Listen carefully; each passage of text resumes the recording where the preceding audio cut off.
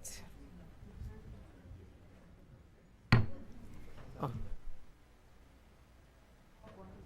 No, there it is. Okay.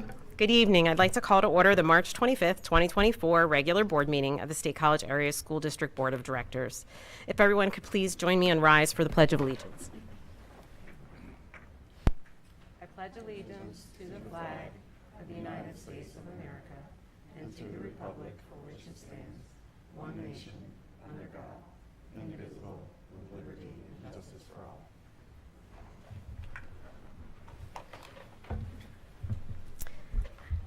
Good evening. I'd like to welcome everybody joining us in person this evening and those who are viewing remotely. Board members, with an agenda before you, are there any changes? Okay, seeing none, I'd like to now ask the board secretary for a roll call of board members. Dr. Bader? Here. Dr. Anderson? Here. Dr. Brandt? Here. Or Ms. Brandt, I'm sorry. Dr. Zuck? Yes, You're getting here. a promotion. Dr. Trevor? Yeah. Dr. Dino? Here. Ms. Huff? Here. Mr. Colby? Here. Dr. Miller? Here. Thank you. So first we'll start with communications, a couple little updates. This evening, we're excited to start to launch a new meeting tracking module from our hosting platform, Board Docs. So this module, they nicknamed the scoreboard, and it'll allow the board secretary to highlight and display what portion of the agenda the board is discussing, and it has the ability to be displayed. Now, unfortunately, we had some tech errors tonight, so you're going to see it come and go, but at future meetings, hopefully it will be posted and remain static, and you'll be able to track through the agenda. Additionally, when the board takes a vote, those voting results will be displayed immediately after the vote on the scoreboard as well. So that's how we anticipate it working. Be patient with us as we figure out getting it to work with fidelity, but we're excited. This is a nice way for those in the meeting to kind of follow along where we're at. In recognition of Youth Art Month, I'd like to thank Ms. Danielle Crow and the art students for being with us prior to the meeting and presenting the board and administration with pieces of their artwork. This is an annual tradition that the board really looks forward to every spring, and we're very grateful to Ms. Tressler and Ms. Crow to organize this event and for all the families that come and attend. It's really lovely to see them all and see the students' work. Next up on communications, we have a retirement. Dr. Anderson, you want to do it tonight? Sure.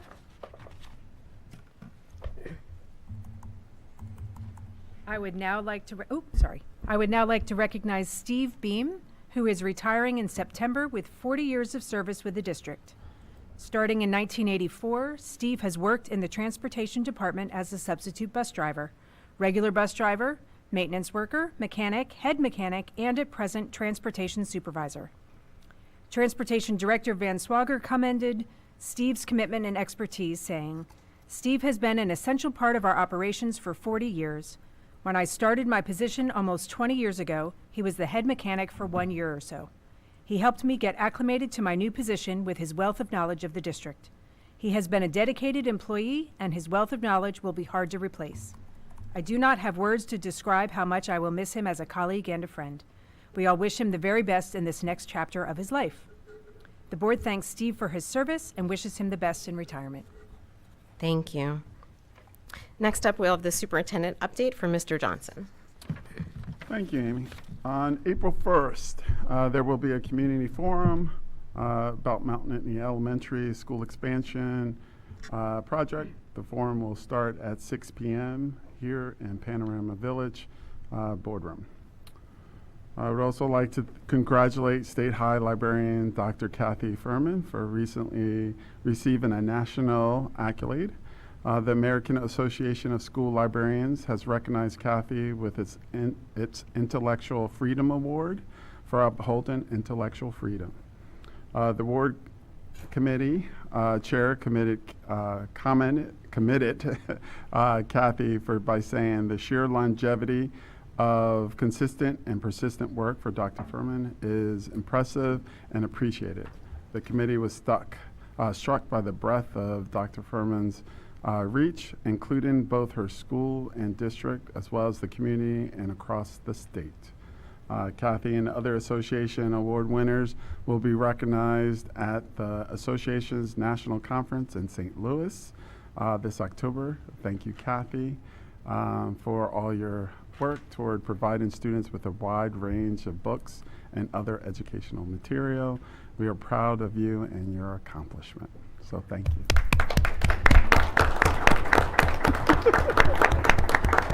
Please stand to be recognized. Thanks. Kathy's joining us this evening. We're so happy to see her, and congratulations. Okay, so moving on, we'll have our student representative, Bruno Ramir. Is it Aragon? Yeah. Cool. Will provide us with an update from the student achievements and initiatives. Thank you, Dr. Radar. The 2024 PIAA Swimming and Diving Championships concluded last weekend at Bucknell's Kinney Natatorium, and Stay High performed quite well. Molly Workman was the big winner as she claimed 2 Class 3A state championships, one in the 50-yard freestyle and the other in the 100 freestyle. Additionally, she earned a bronze medal in the 400 freestyle relay, joined by Dita Kowalik, Grace Carrington, and Kelly Brownstead with a school record time of 3:27:18. On the boys' side, Sam Huggins earned 2 silver medals in the 200 and 500 freestyle events. Congratulations. In addition to these amazing swimmers, congratulations to the 12 State High Speech and Debate team members for their performance at the recent Pennsylvania High School Speech League state tournament. Of special note, Claire Fox won first place in the Congress category, while Alex Haskins and Lisa Wang teamed to take third place in news broadcasting. Sol Lee was a quarterfinalist in extemporaneous debate. State High students from our HOSA Future Health Professionals Association recently participated in the PA HOSA State Conference in Valley Forge. Special congratulations go out to the students who placed top in the state and earned medals in the following competitions. Gold medal winners, Morgan Snellick in PT, Delia Eldawoody in Dental Terminology. Silver medal winners, Patty Hennessy in Nursing Assistance, Rafida Rahman in Human Growth and Development, and Amy Liu in Medical Math. Bronze medal winner, Nora Eldawoody in Epidemiology. Sorry. Thanks, Bruno. Thanks, Bruno. Yeah, epidemiology. That's one of my favorites. Next up, we have legislative updates. Jackie, you have anything? Yeah, so I just have a few things. I haven't mentioned the HB 2063 yet. So Joe Cerisi recently introduced HB 2063, which aims to create some transparency in the EITC and OSTC programs. It proposes to lower the family income limit for eligible students, require that this limit be enforced, and require reporting and public disclosure of information that will allow for a meaningful evaluation of the program's effectiveness. It's currently seeking sponsors, so we'll see where that goes. PDE has also issued new guidance on instructional time requirements. So the Pennsylvania Department of Education recently issued guidance regarding new instructional time requirements pursuant to Act 56 of 2023, which gives flexibility to school districts, career and technology centers, and intermediate units by allowing them to provide a minimum of either 180 days of instruction to pupils or 450 hours of instruction for half-time pre-K and kindergarten, 900 hours of instruction for full-time pre-K and kindergarten and elementary grades, and 990 hours of instruction for secondary. That's it. Thanks. Next up, we have Center Region Council of Governments Liaison. Peter or Gretchen, anything to share? I do, Peter. You do not? Okay. I have 3 items to share with the board and the district. The first is that there will be a job fair at the Active Adult Center Thursday, April 4th from 4:30 to 6:30, and it's also on the website of Center Region Parks and Rec. And I wanted to share that because there are jobs available for 14 to 18-year-olds. And they're actually really needing workers this summer. So if I was hoping maybe, Bruno, you might want to share that in some regard at the high school. It can really be a mutually beneficial relationship there because people need jobs and they need workers. So Do they have a flyer by any chance? That they we can do hang have a up in? flyer. We can hang that up in the counseling office. Okay, So, I will make that happen. Okay. Okay, so we have that. And then the second item is that you've probably remember we've been talking about Millbrook Marsh for a while because there are lots of field trips from the school district that goes to the marsh. And the boardwalk is not in good shape, especially in certain areas. and repair work needs to be done, and so much erosion and changes within the drainage and the whole area have changed so much since it was built that there's some pretty serious and expensive work that needs to be done there. So just the CRPR is trying to figure out how to do this and come up with funds for this. And so there's an idea to begin a capital campaign. And I went to an introductory session on the very beginning of the process of how do you do this. And so anyway, if anybody is interested, get in touch with me. It hasn't started yet, but it will soon. And hopefully we can save the marsh, and SCASD kids, I believe it's first, second grade, can keep going there. So, and number 3, the pool's open in 60 days.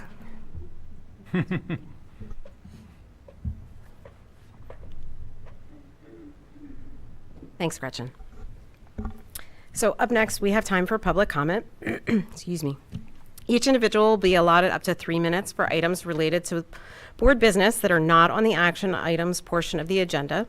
For action items, public comment will be held just prior to voting on that item as required by school code. We'll aim for about 30 minutes of public comment tonight. I know there's a lot of people here that potentially want to make public comment. If we run out of time and the board has the opportunity, we may reopen public comment at the end of the meeting or at a future meeting.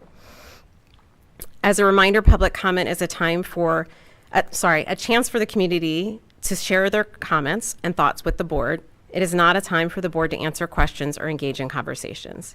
You're always welcome to email the board at all-board@scasd.org. And I know there's many people here that may want to make a public comment, and I just want to try to potentially alternate if we have a number of people online, just for equity and fairness. There's 16 people online. Okay. So do we have anyone in person that would like to make a public comment? Sure, if you want to come up to the podium and you can rock, paper, scissors, I'm not sure. If you give us your name and where you reside in the district, please, and you'll have your 3 minutes to make a comment. My name is Virginia Squire, and I live in Half Moon Township. And I was lucky enough to spend most of my career teaching for SCASDA. I first taught at Mount Nittany Middle School, and then I closed my career at Delta Middle. During my time at Delta, I participated in a study group organized by Will Stout to examine middle schools in the area and all around the state, and to look at best practices. This group consisted of parents, students, faculty, and administration of all of the middle schools in the area.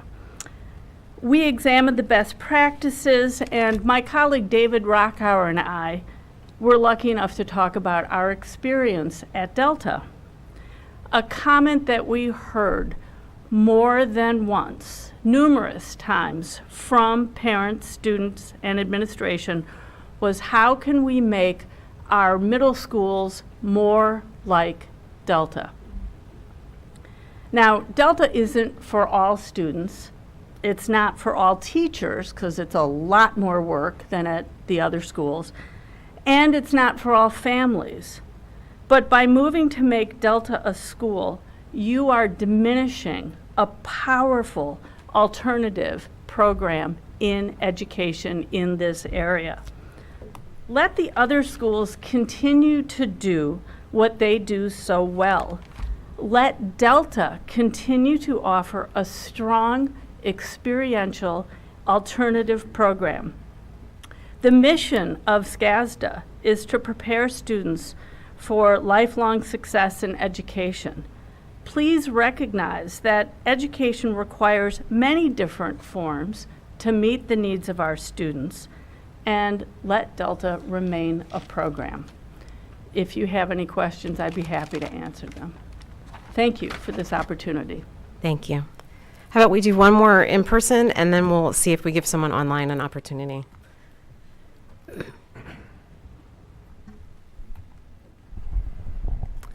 Hello, my name is Michelle Lee Garrett. I live in College Township, and I am a proud mother of 2 Delta high schoolers. I'd like to preface my comments by noting my deep passion and love for Delta and the Delta community and the extremely positive impact it's had on our children, precisely because of its culture. Its positive influence is especially pronounced on my eldest child, who is on the autism spectrum and has unique learning needs, and the individualized attention and focus on development as leaders and participants in a democracy is one of the strongest facets of the Delta program. With that preface, I would like to express the importance of Delta's structure and its culture in the impact that it is able to have on our students. In the event that the district moves forward with making Delta a school versus a program, the preservation of this culture and this democratic structure, I believe, is of the utmost importance for many members of the Delta community, if not all of them. There have been conversations about this precise topic in recent meetings about the ongoing conversation. And if this decision is to move forward, codifying Delta's democratic structure into policy in the strongest possible terms that offers it the most protection and longevity should be the cornerstone and the foundation of how this decision is made. With that being said, I would also like to note that given the high level of engagement from the Delta community and the number of ongoing questions and concerns, as evidenced, I believe, by the many members of the community who are here tonight to participate in public comment, I would like to encourage the board to consider the timeline. Many members of the Delta community do not feel that there has been demonstrated a pressing, time-sensitive need to move forward with the decision in the immediate future. So given the ongoing level of engagement, concern, and questions about Delta's culture, structure, and other issues, I would encourage the board to consider delaying any decision by up to a year for continued engagement, and to determine answers to ongoing community questions and establish what a transition timeline would look like. To do so without these in place would not be responsible stewardship. On the money. Very well done. Thank you. And I will just share with those in attendance this evening, there's been conversations in some of the presentations that have happened with other Delta community members about a resolution coming to the board. And for those that aren't aware, a special policy development committee meeting is scheduled for Thursday. An agenda for that meeting just went live this afternoon and includes a draft of a resolution along those lines, laying out the community curriculum and democratic structure of Delta and affirming a number of those traits on its 50th anniversary that will come forward to the board. Again, it's a draft for that committee, so I don't know exactly the form that it will come definitively to the board, but I'm hopeful that it's in pretty good shape to come pretty closely to what it's like now. So I just wanted to share that piece of information with everybody before we move on. I'm going to open it up to someone online for a public comment. If someone could raise their hand, and we'll unmute you and allow for public comment from someone online, if we have anybody online who's interested in making a comment. None? Oh, all right then. If you change your mind, you can still raise your hand. We'll keep an eye on the Zoom screen. But is there anyone else then here in person that is interested in making a public comment? Sure. You want to come up to the podium?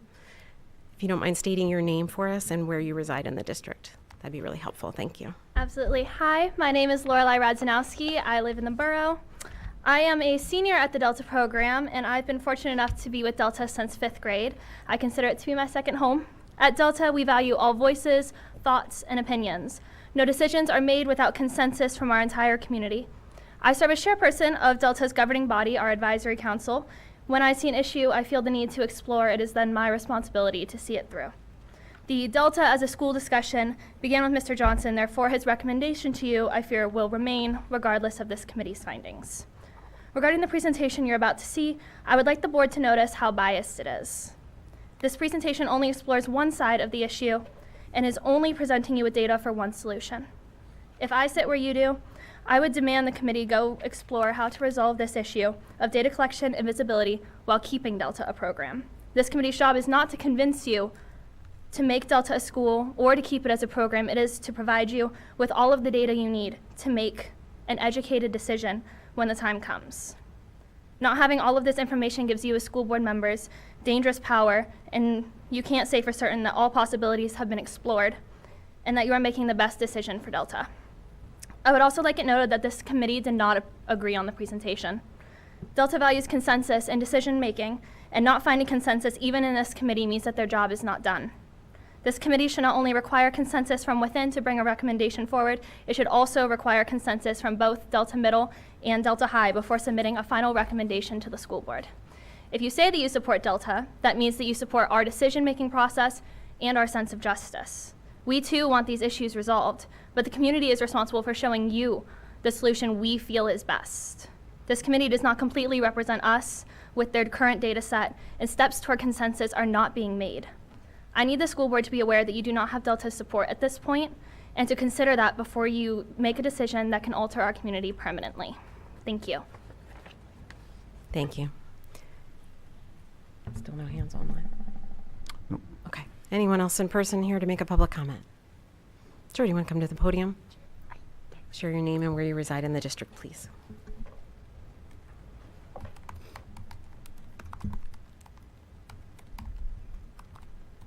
Hi, I'm Jen Norse. I live in Patton Township. I have 2 6th graders at Delta. There have been repeated accusations that many of us, the parents, students, alums, faculty, and staff, are simply afraid of change. Not at all. This is about responsibility. Public education evolved globally in the 19th century to meet the needs of industrialism. Today, the entire structure of education is shifting beneath our feet. Educators know that the technologies, workspaces, and challenges of the 21st century require different ways of teaching and learning that incorporate so-called soft skills such as compassion, conversation, collaboration, and critical perspective taking. Delta is doing exactly that, and the kids are thriving. Delta is outstanding, full stop. Its learning environment is authentic and emotionally safe. Its teachers are exceptional in State College or anywhere. Students, parents, and advisors at Delta honor the covenant that we all signed at the start of the year. Delta is a space where kids find community. We have a responsibility to the children. No other school in the district sets similar expectations, accountability, or tone. What we do and how we fight matters for many, many kids. I have followed this program versus school conversation closely. Increasingly, it has seemed that the school outcome may have been fixed from the start. If the deal is all but done and Delta will indeed become a school, then please let's take the time to get the transition right. There's an old saying, if you're going to dismantle the fence, then it's best to understand what it is holding up. Despite 6 months of planning committee meetings, there's still more work needed to ensure an effective transition and also to help heal a fractured Delta community. This process has been heartfelt and difficult. We wish the approach had been different. We are where we are. Let's get it right. Please do not jam this through in order to simply meet Pennsylvania's June school application deadline. Finally, I'd like to say that John Downs' sound stewardship of the Delta program remains a remarkable thing. It is my opinion that John Downs himself is the keystone to a successful transition from a program to a school, if that's what happens. John knows and loves Delta, as do I, and I want to hear what John thinks. I ask that we be given the opportunity to hear what he thinks, please. Thank you for your time and consideration. Thank you. Any other individuals here to make public comment? Sure.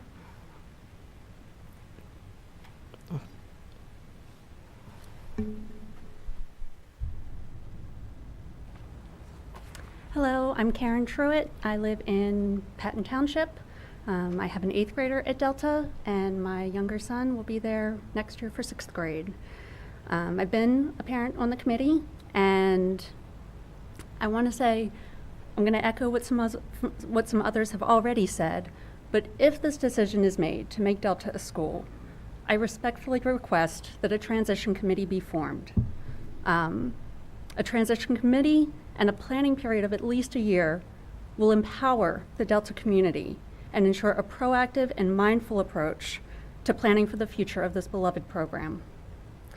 The mindful approach would also demonstrate SCASD's commitment to Delta's democratic model and allow for some restorative practices to rebuild the trust that was damaged at the beginning of this entire process. We've repeatedly been told that nothing will change, and I hope against hope that that is true. And I hope that the resolution will document that and provide those assurances. I would like something that has as much teeth to it and as much power as possible to protect this program.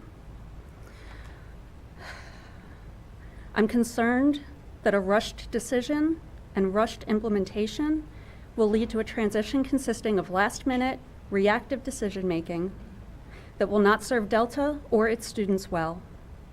Additionally, the democratic process is a key component of Delta and yet has not been used for this decision. Delta's democratic voice must be used for all of these decisions. And democratic decision-making takes time and it can't be rushed. Thank you for your time. Thank you. I've seen you raise your hand a couple times. Why don't you come join us at the podium? Hi, Eric Sandberg. I've got a 10th grader who's been in since 5th grade. And my family, my spouse, my daughter and I live here so she can go to Delta. Because neither of us parents actually work here in town. But any good process of improvement that anyone who does improvement processes in business, government, in any type of institution will tell you that it will not, if it works, it'll discover problems and issues and opportunities for greatness that were not even imagined at the start of the process. And this is just like that. So the fact that I attended a meeting the other day where 100% of the kind of parent representatives, not people who are also maybe administrators or whatever, but just parents on that committee of 17, 100% of them, it appeared, felt railroaded and not listened to at the end of a process. That tells me, as an organizational development consultant in my day job, that we've discovered something really important that the previous speaker mentioned, that if it is indeed the source of Delta's success, that it is a culture of bottom-up decision-making and democratic process, then jumping in to make a decision now without going back and correcting that and creating a true democratic process basically destroys Delta, because you've undermined the core process of Delta in the one most important thing, the decision of whether it's going to be a school or not. So for what it's worth, I just wanted to throw in that I feel that this is a spectacular opportunity to turn Delta from maybe being just a simple experiment for 50, 60, 70 years to being a legacy that could last hundreds of years. If we realize that right now the door's been opened to the deeper understanding, to the importance of finding a deeper understanding of what Delta really means, what Delta really is, and really thinking creatively about what type of governance institutions will best serve Delta and create more stability, such as some of the institutions that were set up originally with Delta and aren't functioning right now, such as some sort of an advisory group that has a stability function. So it's not just Delta working for the board or Delta working for administrators. There may be other structures that could be even more stable. This is the time to discover that and work that out. And I did a survey of Delta students. 100% said, well, usually we talk about issues like this at lunch or whatever, but we don't talk about this much because we're all just kind of a little upset about we just don't feel listened to. Now, it was a survey of one, okay, But it's interesting that I ask one student, and the one thing they say is, oh yeah, we don't talk about this issue because we don't feel it's the Delta process that's been followed, and so we're just not involved. Thank you for your comments. Thanks for listening. Sure. I appreciate it. Are there others here to make a public comment? Yes.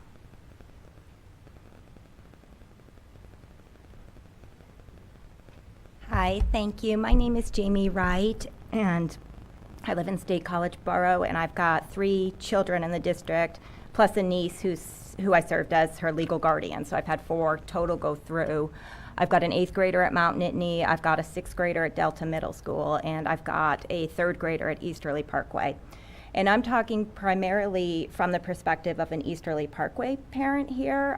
My 6th grader, who is at Delta, is having a really good experience, but he did not want to go there. And the reason for it is because Easterly Parkway does not have many kids feed into Delta. And I think one of the things, regardless of whether Delta stays a program or goes to a school, it would be really beneficial for all parents in the district to know about Delta as an option and as a terrific option for certain kids.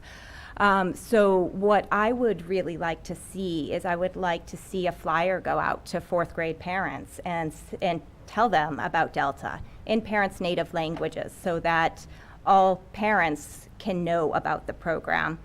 And as well, have open houses for 4th graders so that 4th graders and their families so that they can experience Delta. Because our experience too is it's primarily a few schools that have a lot of applications that go in, and it's a wonderful program, and I think all parents and students should have that opportunity to know about it. So I hope as you're considering what you do, that you take that into consideration as well. So thank you. Thank you. Yes, Ms. Winfield. Hi, thank you. My name is Heather Winfield. I'm a parent member of the Delta Planning Committee. My daughter, who's wanted to go to Delta since she was in 3rd grade, as John well knows, attended Delta Middle and is now a freshman at Delta High. In my experience, as a member of the committee was engineered with one outcome of becoming a school for the purpose of data, visibility, and permanence, we've all heard. But we were given no reasons for altering Delta that were a clear benefit to the students and teachers of Delta.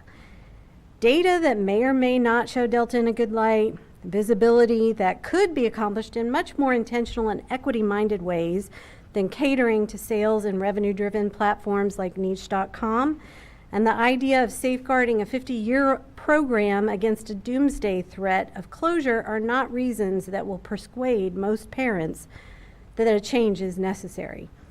And there are still many unknown potential ramifications to this beloved program.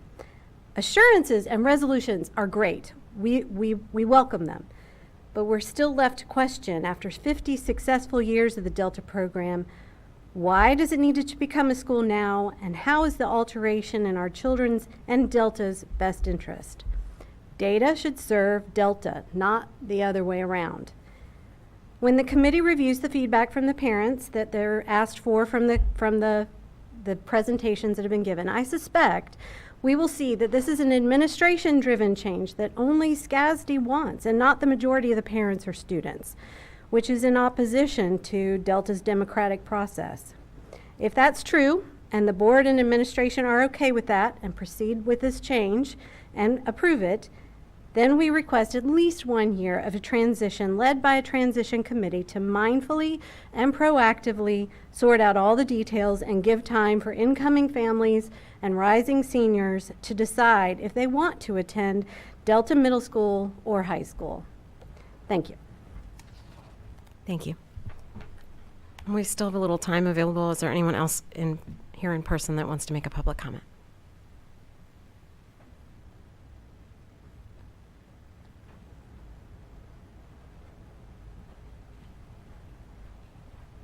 Hi, good evening. My name is Jennifer Pensick, and I am the parent of an incoming 6th grader at Delta.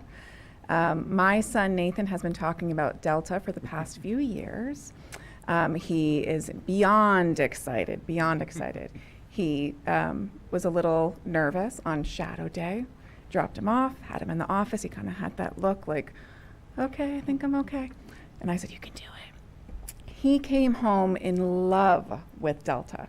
He loved the teachers. He loved talking about the folklore class. He said, we're going to learn about Lord of the Rings and all these other pieces. And I said, okay, cool. But what really draws us as a family to Delta, especially for my youngest, is the fact that he didn't come home feeling different. So he has already experienced, and not in large ways, but experienced being made fun of because he has an IEP, and being called teacher's pet because he gets one-on-one help sometimes. He came home and told us that at Delta he wouldn't feel so different. So for me as a parent, what drew us to there was small class sizes, stellar reputation for students with IEPs, and for students of all learning abilities to feel like they had a voice and that they had a part in the learning process and curriculum, and that they felt successful, so that beyond Delta, they would feel like they can do whatever they want to do in life. So as a parent who I don't really, have that experience being at Delta yet, it is concerning to me, though, just to hear the concerns of others who are already a larger part of the Delta community. I look forward to seeing everything, documented and the plan. I think that's really important.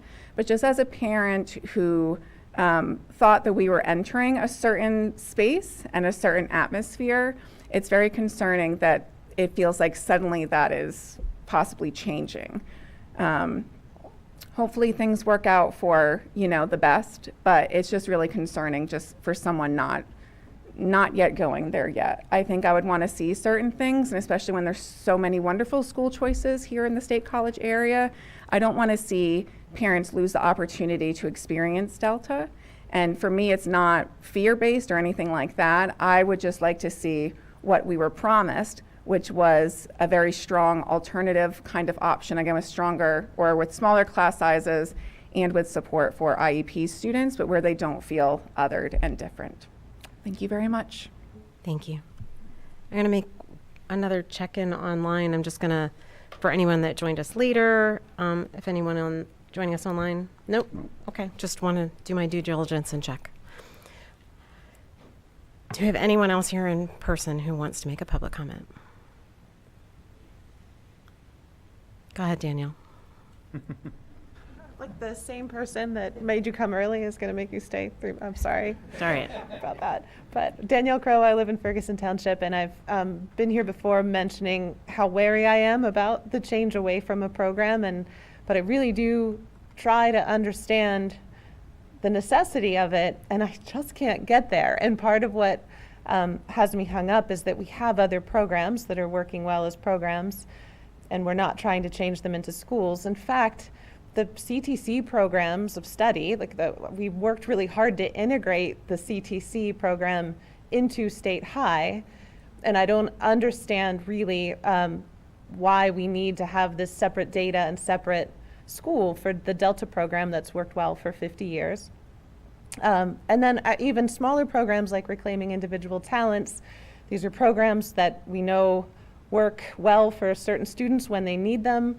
Like, why isn't Delta allowed to be a program that works for the students who do better in a smaller group and just a smaller school and value the democratic process, because them feeling the privilege of being at that program brings magic that I've mentioned before, and I won't rehash, but we have other programs that are allowed to be programs and are not kind of made to be schools, and I can't see how this is entirely different. This is a program. I don't think there's anything wrong with a student's home school being Park Forest or State High or Mount Nittany. Sure, their data belongs with their home school's data. They are students of that part of the district. They attend a program that has this other emphasis. We're not, are we separating out the data of the students at the right program? Are we separating out CTC program students' data from State High's data? We're not. I just don't, the risk is large for, to me, in my opinion, for reasons I won't rehash, but I don't understand why this is necessary, and I hope everyone seems pretty like that's happening, and I don't believe that it's happening. I believe that there's still time to make this decision, you know, as a community, and I don't see the purpose, and that's all. Thank you. Sorry. That's okay. Thank you. All right. Anyone else? Give you a minute. Going once, going twice. Just a little humor. Sorry. If that's all the public comment we have and none online, we're going to move on to the consent agenda. As you may have noticed, the board has made some modifications to our agenda format this evening and for going forward. As the comprehensive plan guides the board to hone its focus, it became apparent that prioritizing time spent on matters that most closely impact students and student outcomes was necessary. In order to achieve this goal, the board benchmarked how other high-performing districts structure their meetings in Pennsylvania and collectively decided to implement a consent agenda for a number of action items. So consent agenda items are grouped for action by the board and passed with one motion. These agenda items have been reviewed by all board members prior to the meeting, and many have been presented on an agenda previously for discussion.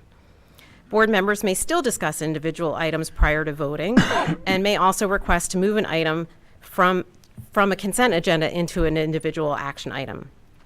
Rather than our formal roll call, we'll also be shifting to a vote through a show of hands and a voice vote in most cases. Occasionally, to meet state standards, we may have a roll call vote. Our hope is that this new format will streamline procedures and allow more time for important discussions. So with that said, we're going to move on to the consent agenda. I'd like to now call for a motion to approve the meeting minutes as presented. Huff, so moved. Second. Okay, that's been moved and seconded. Are there any questions or discussion about the minutes? So these are from our previous meeting and the policy committee. All right, do we have any public comment on this item? Okay, so board members voting aye, please raise your hand. Oh, me too. This will be a new habit to make. Voting nay? All right, that item is passed. We'll next move on to the consent agenda regarding finance and personnel. I would like to just highlight some information regarding two items in this section, in this consent agenda section. Agenda item 7A is an agreement with Intermediate Unit 10 for special transportation services for 2023-2024. This agreement is retroactive to the beginning of the 2023 school year and allows the district to engage with the CIU to arrange transportational contractors to provide specialized transportation for students. Additionally, agenda item 7F is the purchase of a bench mill milling machine, and this item is being purchased with funds through the SCASD Ed Foundation EITC grant. So with that said, do we have a motion on this group of items? So moved. Second. And can I remind board members to just share your name to aid the secretariat? That's okay, this is a new practice So too. moved, Aaron Miller. Second, Dan Colby. I think last names are okay too. Okay. I think Lynn knows who you are. So that's been moved and seconded. Do we have any questions or discussion on any of these items? Yeah. Very briefly, I just want to thank all of the people who stepped forward to be substitute teachers in our district. We really appreciate your work. That's all. Indeed, that's an important role. Any others? Any public comment on this group of items? Okay, board members voting aye, please say so and raise your hand. Aye. Aye. Board members saying nay? Okay, that item is passed. All right. I would like to take this opportunity to welcome Stephanie Beaver to the school district as our new student director of services. Can you stand there?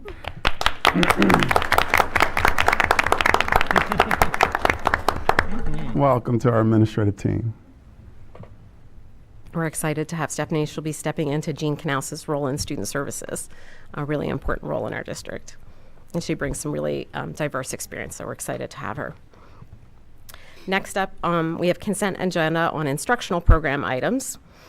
Among the list is an MOU with SendClear Child Services. The district is delighted to continue partnering with SendClear to provide space for preschool services. Do I have a motion on this group of items? Buck, so moved. Huff, second. Okay, that's been moved and seconded. Any questions or discussion on any of these? Yeah, Dr. Anderson. Excuse me, I just had one question to just clarify on the MOU with Sinclair. Can somebody just remind me, where are our current preschool classrooms located, and are we anticipating any change for next year?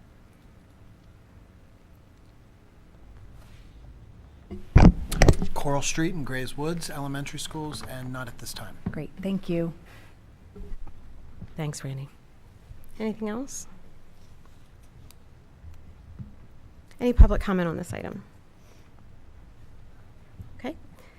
Board members voting aye, please raise your hand. Aye. Aye. Those opposed? I got to figure out the wording for this. It's so awkward. Working on it. Okay, so that item is passed as well. Our final consent agenda is about physical plant. I'd like to note that agenda item 9E is permission to bid for a limited renovation of the nurse's office at Park Forest Middle School. Now, while we are developing a comprehensive project to address Park Forest Middle School, it will not be completed for several years, and there are very pressing ADA compliance issues that must be resolved in the current space, so that requires this renovation. Do I have a motion on this group of items? Huff, so moved. Anderson, second. Okay, that's been moved and seconded. Any questions or discussion? Ms. Brandt? Yeah, when I read this, I was just wondering, have we been not abiding by ADA for the, however old the building is, like decades and decades? So, anytime there's a construction project, we are required to abide by the current code. So, until there is a construction or renovation project, we're not required to bring it up to the current code. So, you know, this came about because of a need, not because we wanted to do a renovation, but we do have a need. So, it definitely needs some adjustment. So. Question? Yeah. I had the same question when I reviewed this, and so I was going back through all the laws and when it was into effect. And for some of the common areas, you do have some leeway, but I thought like certain areas you don't. We would have to comply with the ADA and Section 504 and IDEA that was passed. And I think there was a renovation in Park Forest like in 1975 and before that. So I was just wondering how we were able to get away with that. It wasn't like a common area. It was like a nursing. Because I saw it the other day, and it was really small. And I was like, oh, my God. That's the reason for the small renovation. But no, my understanding is that, you know, anytime there's a renovation, we go by the current code, and the code is always changing, right? Every few years they come out with a new, and they make adjustments, and then any renovation we go through, we follow what is current. Okay. Thank you. Yeah, and I want to be clear, most of the administrators that are here were not present during many of those issues. So for it was not Mr. Fisher's responsibility at the latest renovation to assure whether this occurred. So we have a need, and we're going to make sure we address the needs of. Yeah, and it's a current need of the upcoming student from elementary into the middle school. So it hasn't, up to this point, been an issue until now. Yeah, so it's not like we've had a student that needed ADA accessible restroom and it wasn't available. We now know we'll have a student in the building that needs that space, and so we're going to make sure that they have it. Well, I'm really happy about that, but that wasn't my understanding. I thought that we just had to have it regardless. But and no I'm not disagreement, blaming yeah. anybody that wasn't there. I was just wondering how we could have gone away with that. That was it. Based on how old that building is. Yeah, I think it's pretty antiquated. Mm-hmm. Any other questions on any items in this I group? just have one more clarifying question. So I understand that the code changes all the time. I think wheelchair width changed like 2 years ago or something. So does that mean that you don't have to follow ADA if you're the new, let's say it's been updated, and you built 10 years ago. You don't have to follow it if you're not undergoing a renovation project? So You can do that until the next renovation project? Let me give you an example. So we built Radio Park Elementary a few years ago, and there's a certain slope you have to have on sidewalks, for example. Okay, if they came out tomorrow and made a code change and reduced that slope, we would not be required to rip up all of our sidewalks and change that until we had to make major repairs to those sidewalks, and then we would be required to change it. So if we didn't make major repairs for 20 years, then it would not be, That's correct. That's, Okay. they're not going to come in and require us, although, you know, in this case, we found a need and we want to address it. okay, thanks. Okay. Any public comment on this item? Okay. Okay, I'm going to switch how I phrase this because it's more comfortable for me. Those in favor? Aye. Those opposed? Okay, so that item is passed. Sorry, that's what I'm used to, so I think we're going to go with that. We're going to move on to action items at this time. Next, we have agenda item 10A, a motion to approve 2024-2027 comprehensive plan, and this is shown in attachment 10A. Miller, so moved. Quaverico, second. Okay, that's been moved and seconded. Now, we've seen this several times. We saw the last changes at the last board meeting, some last adjustments. Are there any questions or discussion about this? Yeah, so we've looked at this a couple different times. Really grateful to all the administrative staff for the hard work in this document. I know I was thinking about it that, you know, if this was a corporate project, there probably would have been several people assigned for many, many months to have this be their full-time job to generate this document. And it was done by administrators while they did their day-to-day jobs. So I appreciate all the hard work that went into that. Do you have any public comment on this item? Okay. Those in favor, please say aye. Aye. Those opposed? Okay, that item is passed. Agenda item 10B is a motion to approve the purchase of 2 school buses as shown in attachment 10B. Do I have a motion? Miller, so moved. Huff, second. That's been moved and seconded. Any questions or discussion about this item? Mr. Buck. Yeah, consistent. Oh, sorry. Consistent with my last vote, I will be voting against the acquisition of these 2 school buses. I think that it's really imperative that the district, which I believe we are doing through the district-wide facilities master plan, begin to make a transition plan to electric buses. So I'll be voting against this. Yes, Dr. Grabcore. I have a question. So we're trading in 3 school buses for 2. How is that going to affect our capacity for the students?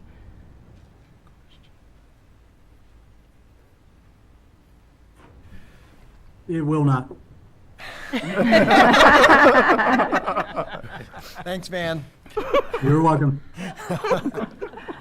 We have fewer and fewer bus drivers employed in the district because we cannot get them to join our team.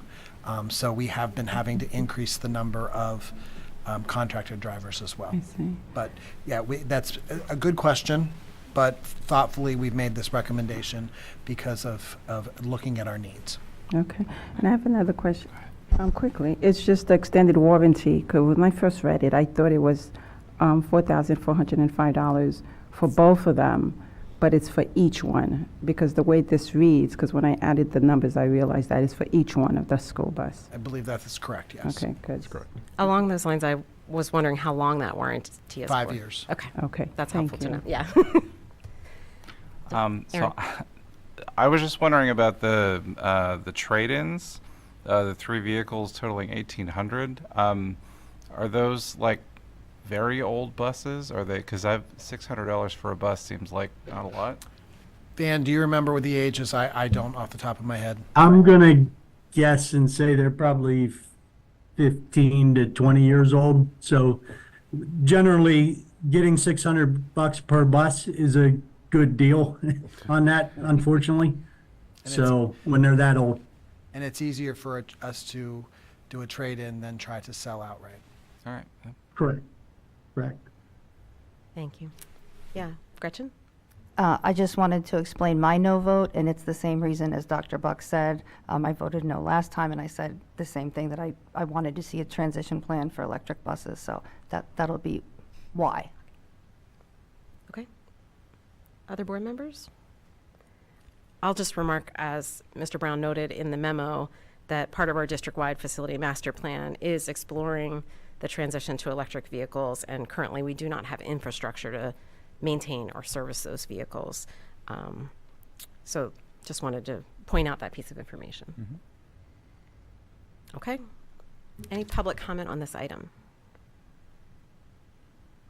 All right. All those in favor? Aye. Aye. Aye. Those opposed? Nay. Okay, so Buck and Brandt are opposed, and that item has passed.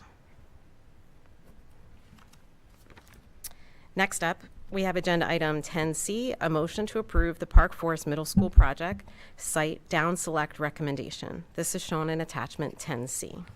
Huff so moved. Colby, second. Okay, that's been moved and seconded. Are there any questions or discussion regarding this item? We've had some pretty extensive community input and forums and discussion about this at the last board meeting. All right. Is there any public comment on this item? All right, for this particular item, we're going to have a roll call vote. Dr. Trevor? Yes. Dr. Dino? Yes. Ms. Huff? Yes. Mr. Colby? Yes. Dr. Miller? Yes. Dr. Bader? Yes. Dr. Anderson? Yes. Ms. Brandt? Yes. Dr. Buck? Yes. Okay, that item has passed. So this determines that we will be looking to utilizing Site 2 for the Park Forest Middle School project. So that's the site of piece of property owned across the street from the current campus, across Valley Vista Drive. And we'll be moving forward with that option. So that's exciting. Agenda item 10D is a motion to approve the alternate attendance area, and this is shown in attachment 10D. Do I have a motion? Buck Miller so moved. Oh, Miller so moved. Okay, that's been moved and seconded. I have a feeling we have some questions and clarifications on this item. Mr. Brown and Ms. Yoder, is there something you want to share prior to any questions? I just would like to clarify, and Mr. Swager, who has been involved in our planning process, also was participating virtually this evening. Again, the goal of this proposal, as we looked throughout the entire district, and we found one other area that we started to research and had to continue to develop that plan. But other than that, this is the single area that we believe works real well as an alternate area for assigning attendance. It's because of its close proximity to the border. It's a heavily populated area, and also the additional busing costs will be very insignificant compared to a lot of other areas that may be available to us. I believe, if I'm not mistaken, but the dividing line currently between the Park Forest and Radio Park attendance areas is Devonshire Lane, Road, Street, whatever it is. And so what we're looking at is just south of Devonshire then would become potentially Park Forest or Radio Park attendance area, depending on the enrollments in the various classrooms in each building. Do you have anything else that we wanted to Don't, share? unless there are questions. Ms. Huff? So just to clarify, like what is the goal of creating this alternate attendance area? Like what is the end goal? What is the impact on student learning? Sure, and I have questions just to give you a little bit of Radio Park and Park Forest. In 1718, Park Forest Elementary serviced 488 elementary students, and Radio Park 334. Since that time, Park Forest was steady until about 2021. They dropped to 451, and this year they are at 418. Over the 5 years with Radio Park, they have shown a steady increase of about 25 students. This year they're showing 434. So one of the things that this would do is we are currently at 18 sections, total sections, so 3 sections at every grade level, K to 5 at Park Forest. We have a couple of bubbles going through at Radio Park, and we do add when if we have room in buildings. Radio Park is reaching capacity with classes, whereas some of the numbers where we have 3 sections, say at 4th grade at Park Forest and 3 sections of Radio Park, are looking at Radio Park sitting at 25, 26 in a class, Park Forest sitting at 18, 19. So by looking at the differences, if a student moved into that area as a 4th grade student, they could go to Park Forest, still be in a class of 19, whereas if we're putting them at Radio Park at this point in the year, it's going to bump that up to 27. So it's looking at situations like that. This is maybe an area that we do not have to use much, but just looking at the history of the decline at Park Forest over the past years and the increase in Radio Park, it's something we would like to consider as new kindergarten students come in, just to make sure that if we need to balance so that we have smaller class sizes in both schools, that's something we would like to be able to consider. It would also be for any new students to the district as well. Correct. Older than kindergarten. If I could just say one comment to add on to Ms. Yoder's comments. Radio Park is reaching capacity. Even though it was built for 4 classrooms deep, we have multiple new and additional special programs there, an additional autistic support classroom. Help me out. To autistic support, we have an ESL hub at both schools, Park Forest and Radio Park. But some of those regular education classrooms, or classrooms that were prepared for regular education, are now housing special education students because of the growth in those programs since that school was built and designed. Go ahead. Randy actually just answered my question, but I just wanted to summarize and make sure I'm hearing what you're putting down. That we are interested in a district as to creating classroom situations that are better for student learnings, where we're not overcrowding a classroom with students beyond the guidelines we've set for that grade level. Right. Okay. And that doesn't mean that we don't care about neighborhood schools. Right. We're just trying to take all of the impacts that go into assigning students and try to find that best balance. And that's why we're not moving the entire neighborhood, even though that may create some inequities from some families' lens points at that level. And would you mind addressing just what's happening to current students and younger siblings of those current students? We are prioritizing their enrollment in the schools where they're Currently residing. Currently residing, where their siblings are enrolled. Thank you. And I am going to get to you, but just clarifying, when we say prioritizing, I mean, we would have to have students with an excess of a whole classroom for a student to be at risk to not be assigned to their home Correct. classroom. We were not anticipating moving any students that are currently at, so No, I mean a sibling. Like if a sibling came in. Then they would go to the school that their current sibling is attending. I just want to Correct. assure the public when we say priority, it essentially, they will Yes. be there. There's virtually there's no risk that we're going to assign them to a different school, or very little, because it would have to be, we'd have to have a lot of siblings Right. going into that grade level to be concerned. So, Ms. Demo, Dr. Demo, yeah. To kind of, again, understand what you're putting down here. I understand the importance of the equity of the classroom. You can't have a classroom of 27 and then 19. I'm wondering about the year-to-yearness. So that could you potentially move, use the alternative 1 year and then go back? Or how does that work, like from 2023, 2024 versus 2025, like in subsequent years, is it going to potentially shift back and forth? Do you mean that students would shift back and forth? Not shift back and forth, but the line would shift. No, but I think I understand what you're saying. So let's say next year, Radio Park's kindergarten is creeping up to 23, 24, and so they have, let's say, 72 students enrolled. Right. And Park Forest has 52 students enrolled, and a kindergartner comes into that, or is within that area. We would then discuss, is Park Forest the better option? The next year, I think what you're saying is Park Forest is now at 72, Radio Park is at 52. Could that kindergartner then go to Radio Park in an alternative attendance area? Yes, the answer would be yes from year to year. But again, it wouldn't be shifting. Once they're at that school, we would keep them at that school. Yeah, just to kind of understand the priority of neighborhoods, we've heard from a lot of folks about that, and so just trying to understand that, but also emphasizing the importance of those classroom sizes and keeping that equitable.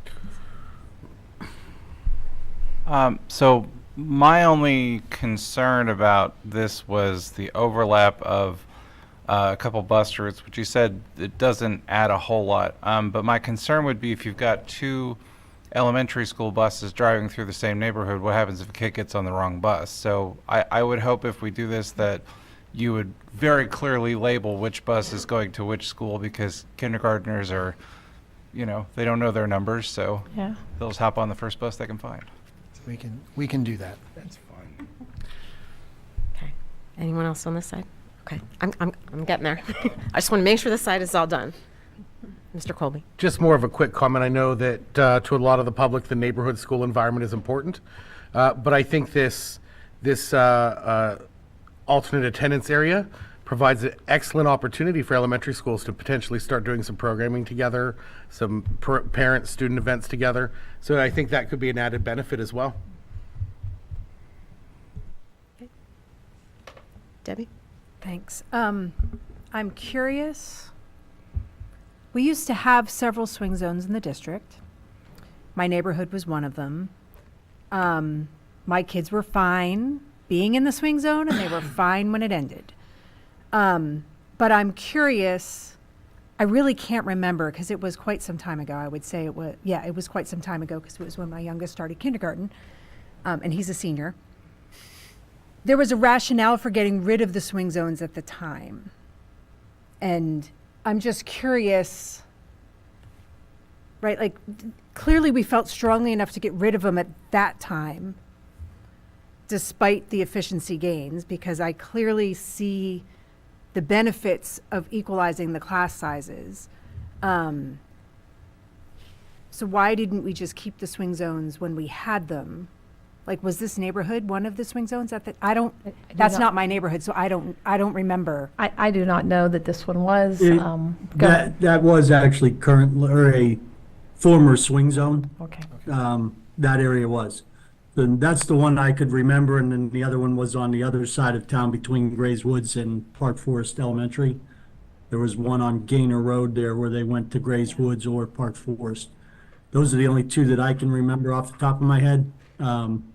And I was part of when we did move away from them, but I can't remember the reasoning why we did that. Randy, I'm not sure if you remember that or not, but I can't really remember what that reasoning was. I'm just going to take an educated guess on this one. But I'm wondering if it's because of the new buildings. Because we built with for class size, bigger class sizes, but however, our special needs population has grown, utilizing some of those spaces, and so that we can't have that amount of numbers in one building. Correct. So. And we're not we haven't identified in any one area a way to shift a boundary permanently, and a swing zone actually still works differently than what we're proposing here, because here it will be an area that where the students would be going. I mean, they're on the same street. Kindergarten students could be going to different schools, whereas in a swing zone, all of the kindergarten students would be going to one school versus the other. And again, our enrollments aren't to that extent. We're just trying to help balance out. So I guess on that note, because that was part of my question, is I was not understanding how this differs from the swing zones. So that's the first I've heard that.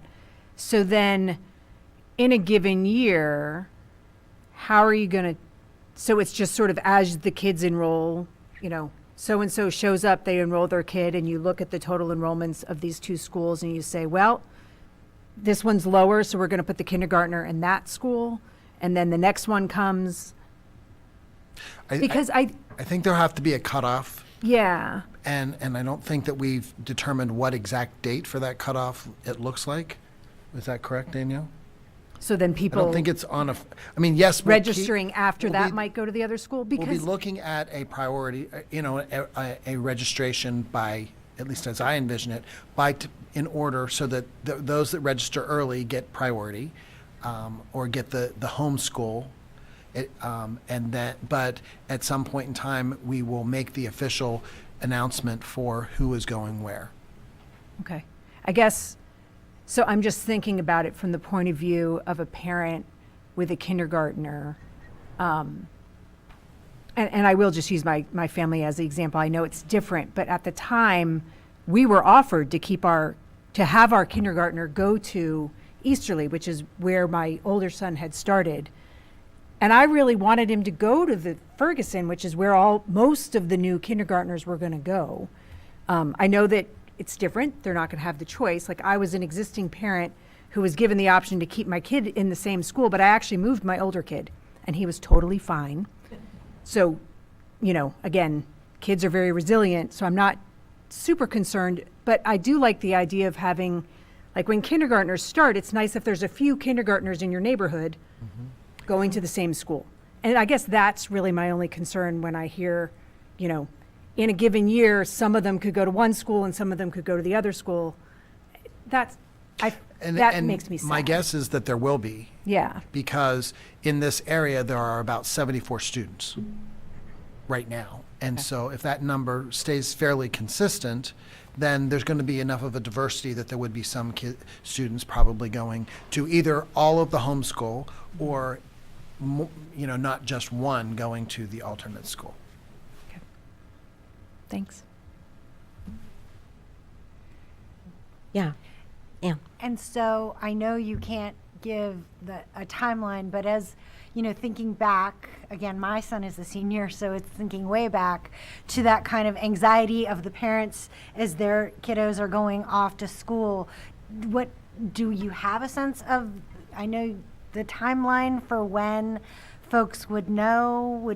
This town is really difficult because Right. the enrollment can change so dramatically over the summer. I'd love to say by the end of the current school year, those that would be enrolled would have that final information. I'm just not sure if that's even inappropriate, especially in this attendance area.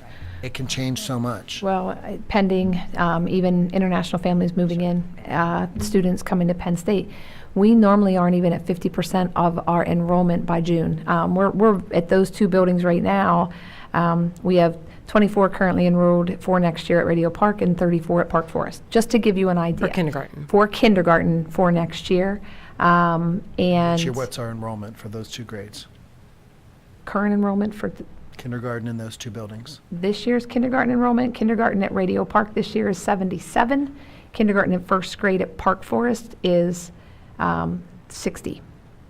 So we are well less than half at this point. Now, we're at March now. Almost April. Other board members? Yeah. Deb?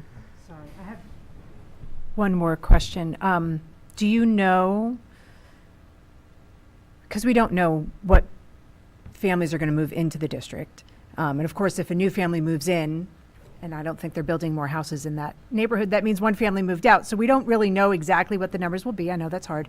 But with the current numbers, how many grade levels currently have the higher class sizes at Radio Park? Radio Park, let me go back to 20, this year, as we speak right now, and these change weekly. Both schools, Radio Park and Park Forest, have really big fifth grades. They both have 4 sections each. It is sitting about 87. And then Park Forest, 4th grade, is at 76, but the 4th grade at Radio Park is only at 64. However, in 2nd grade at Radio Park has 76, whereas Park Forest has 61. So it is really grade by grade substantially different. Now, 3rd grade, Radio Park has 68 students, and Park Forest has 75. So when you look at that at class sizes, Radio Park's 3rd grade is at 22, 22, and 23. Park Forest is sitting 25, 25, 25. So I guess that's sort of my question. So now what I'm hearing, like in the memo, it talks about 4th grade, where the class sizes are currently higher in Park Forest than in Radio Park, right? And 3rd grade, the class sizes are currently higher at Park Forest. But It in is 2nd grade, it's flipped. 2nd grade, it is flipped, and kindergarten, it is flipped. So And it's then a- 1st grade is pretty even. So again, year to year, you Can really vary. don't know where the enrollment is at what school. So I'm just wondering, like the current area on the map is currently assigned to Radio Park. Yes. So I don't see how making this change could ever help balance like the current fourth grade. It's not going to, it It will- can't help Park.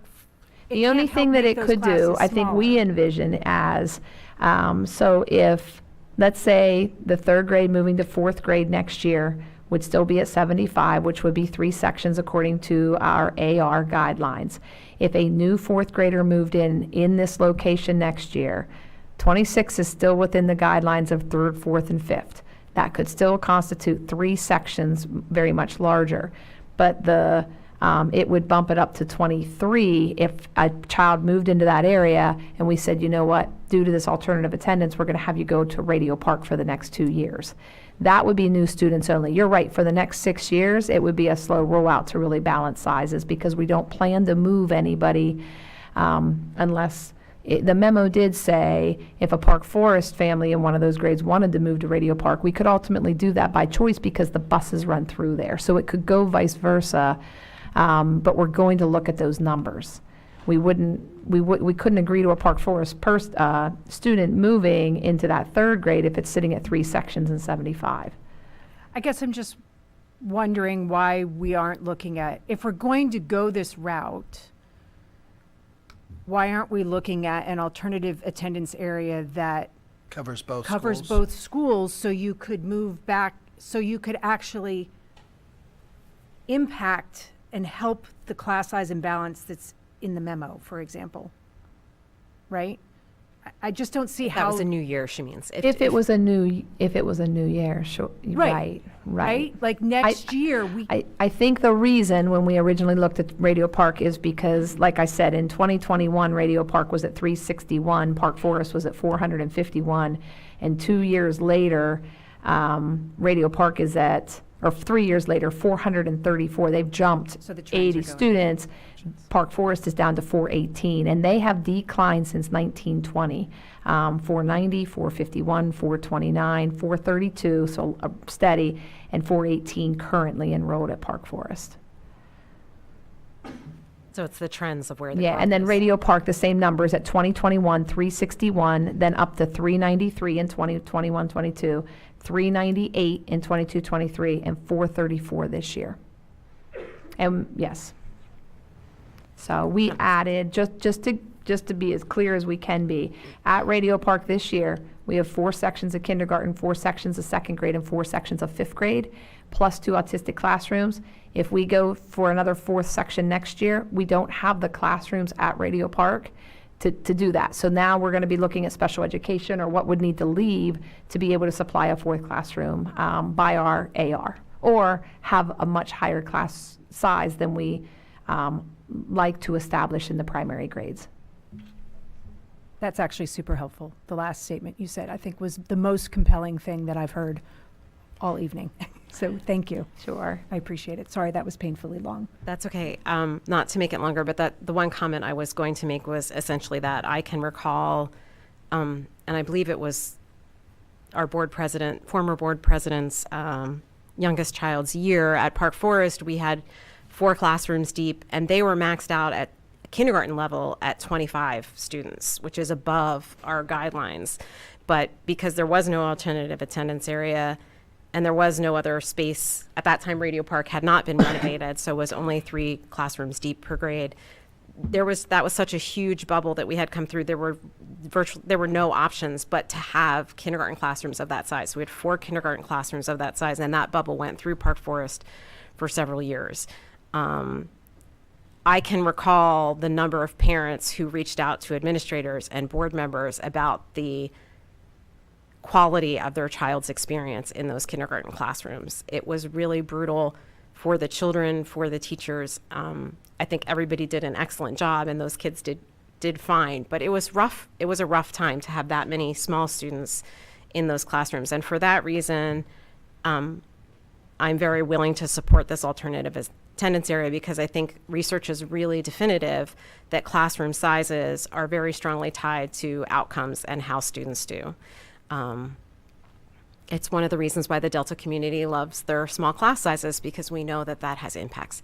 So I think making sure that our students in these two buildings have the best chance to have that type of experience is just really critical. And I value neighborhood schools as well. I understand the reasons that community think they're important, but I think having a child have an excellent learning experience is the number one most important thing that we do. So that's what I have to say about that. Is there anybody else who has a question or comment that they'd like to make on this item? Do we have any public comment on this item? Yes, you want to come to the lectern and you could share your name and where you reside in the district. My name's Eric Helfin. I live in College Township. I used to live on Berkshire Drive, and I had no idea this was up here. I've been on Berkshire Drive when the line moved around and people were livid. My kids go to Delta now. I love the small school. I might have been a livid person then. Now I would totally, like having seen my kid in a smaller classroom, I would say go for the smaller classroom, like equalize the size. The kids have benefited. My daughter went to Park Forest Middle and we wanted her to go to Delta and she didn't make it. It's a great school. They're all great schools. Like, go for the smaller class size. Thank you. I appreciate that. All right. Anyone online that needs to make a public comment on this item? Nope. Okay. Oh, yeah, sorry, Jackie. Yeah, go ahead. I'm so sorry. I just wanted to thank you. I actually think this was like a really thoughtful, like, geographic area to choose. So I just wanted to thank you for that because being from Park Forest, I feel like Park Hills is like, it's right next door. I can get there without crossing any major streets. I can walk from Park Forest Elementary into that area without, Devonshire is the biggest street I have to cross. And so I just think it's thoughtfully chosen, and I think Dan's idea of like finding ways to bring those two school communities together is great as well. They're both great schools, and I look forward to seeing this work well. Great. All right. We're going to have a roll call vote on this item. Dr. Demo? Yes. Ms. Huff? Yes. Mr. Colby? Yes. Dr. Miller? Yes. Dr. Bader? Yes. Dr. Anderson? Yes. Ms. Brandt? Yes. Dr. Buck? Yes. Dr. Crevacor? Yes.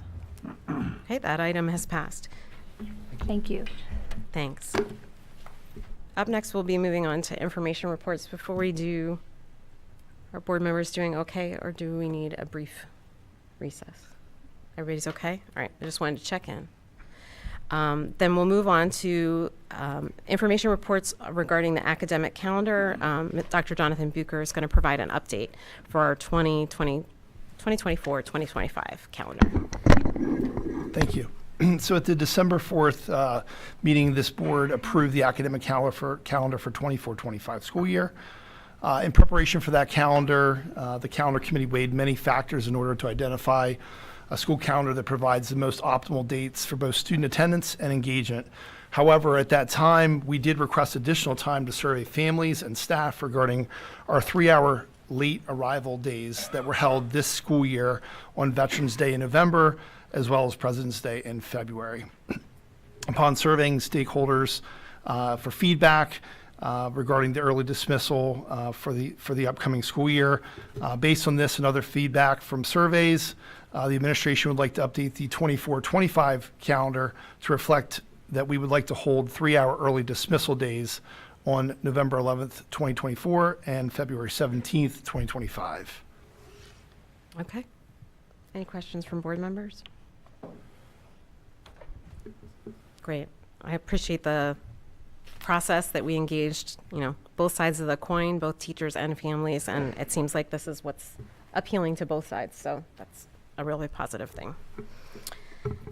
Moving on, Dr. Bucher is going to be joined by Dr. Downs to provide an update on the initiatives of the Delta Committee.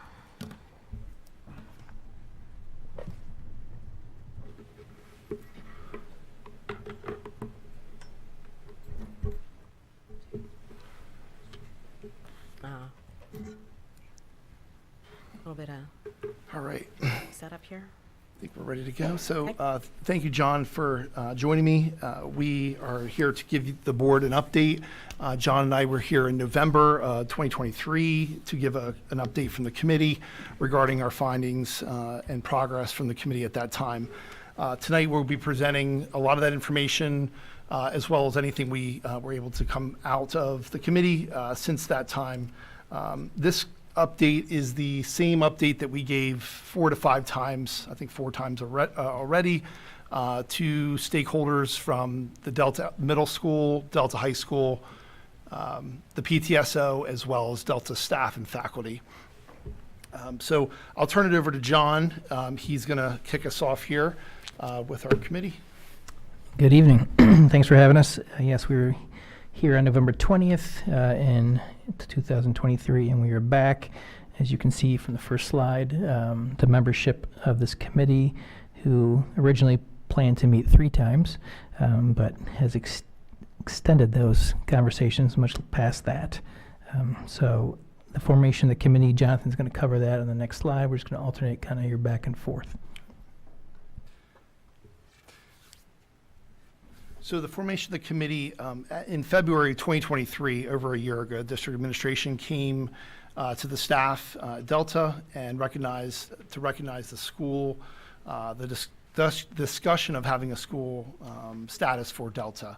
A few weeks later, in March 1st, the district administration came to the monthly PTSO meeting to present the concept to Delta parents and students. After that meeting, upon further discussion, it was decided to form a committee to answer questions and address concerns that Delta committee members had about possible changes to a school. This resulted in the committee meetings throughout this school year, and an update to the committee's progress was shared with the board, as we mentioned, in November. So as far as the outcome, in the formation of the committee, the decision-making process, and what that would look like. So as I go through the 3 steps here, I'll say pretty much we're at the end of step 1, just for reference, and we'll be reviewing feedback with the committee next week. So the committee really in step 1 was to share questions, collect information, study information, and data, discuss and justify any recommendations. The committee that would then share recommendations and findings with the superintendent. Step 2, which we're not at that point yet, the superintendent reviews the recommendations, studies the supporting data and resources. The superintendent makes a recommendation to the school board that would include a summary of the committee's findings. And then the final step would be the school board analyzes and studies the recommendations and findings, and the school board makes a decision by balancing what is best for Delta and the district as a whole. So the first big question, why, right? We hear that. Why are we doing this? And so through discussions, 3 points were outlined from the district level in terms of why this is of interest to the school district. So bullet point 1, increase visibility of Delta for parents and families, and we'll break these bullets down into additional details in the next few slides. Bullet point 2, attributing data with accuracy, and bullet point 3, providing permanency to Delta within our district community. So point 1, increasing visibility for Delta parents and families. Currently Delta has a web presence, but it's limited to the district webpage and social media, which is internally controlled. If you go and look at other national sites such as niche.com, greatschools.org, US News World Report, or the Future Ready PA Index, Delta's not there because Delta's not registered as a school with the Pennsylvania Department of Education. This can provide some problems in terms of lack of visibility, especially for people moving into the area. As you know, this is a very transient community, and we get some families that move into the area with children. So what's the first thing they do? They look into schools. And so if they're using any of these sites or sites like these, Delta would not be listed on those sites. Attributing data with accuracy. So currently our data, Delta's data from assessments, is attributed to the home middle school, being where the student's residence is. So I'd say either Park Forest or Mount Indy, depending on where the student and their family resides. And all our students' data in the high school level, grades 9 to 12, goes to State High. So this can be problematic in some ways, but specifically for Delta, we are not able to participate in the district's culture and climate survey, and so our survey responses are attributed back to students' home schools. Why change from a program to school? Attribute data accuracy continued. Pulling data from multiple sources has to be done mostly by hand. So, for instance, I certainly pull data every summer once we get results from PSSAs or Keystones, share that data with a teacher, but that has to be pulled out by hand. I can't speak for the principals where the data is going. If they take our kids out by hand, I don't believe they do. They just take it as part of the situation. And so we have other schools, such as Park Forest and Mount Nittany, who has other data being attributed to their school when it's not relevant. So why change Delta from a program to school? As I mentioned in step one, we were asked a lot of questions from the PTSO meetings, from email, from parents, students, so on. So one of the questions that we were asked relates to this, so providing permanency to the Delta within the district community. So as we all should be aware, hopefully you are aware, Delta will be celebrating its 50th year of existence within our community. Any future changes to Delta is much more process oriented. So we were asked the question some would say that it was presented, so we thought we would answer the question in the absence of this. So really Article 7 of Pennsylvania School Code outlines a process to close a school, which requires a public hearing with the school board prior to any school closing. There is no such requirement for a program. So really just the permanency, if Delta were to become a school, the question was asked, so we needed to answer the question with this as far as school code. So it would provide Delta some permanence if it were to become a school because of the process required to close any school in the state of Pennsylvania. So as you can imagine, we learned a lot through this process, lots of questions, and that's kind of how we slowed the process down last spring. There were so many unanswered questions. It was recommended a committee get together to start answering these questions. So we did collect those from students, parents, and faculty, and research those, and we'll highlight those questions today. So what wouldn't change, I think, is a good question. We get a lot. So these lists that you see in front of you, these would stay the same. Access to state high classes, activities, sports, and clubs for our high school kids. Certainly access for our middle school kids to sports and clubs after school. They'd be eligible for extracurricular activities as they are now. Creative curriculum aligned with standards would continue as we have now. SCASD diploma, you see an asterisk there. That could change, and so depending on what Delta internally wanted to do, if they wanted to create their own diploma, if they became a school, that certainly could be something that the community could decide. Graduation requirements, as a school, Delta could change its graduation requirements if they desired to do so, if we desired to do so, and that would be accomplished too through our traditional democratic processes. Transportation would stay the same, and participation in Keystones and PSSAs is still a state mandate that would not change at all. Also, clarify, when the diploma conversation came up, you can't get two diplomas. So that was something we researched as well. The name of the diploma could change depending on what was desired from State High, from Delta. Was it a district diploma? But you can't get two diplomas from two high schools in the state.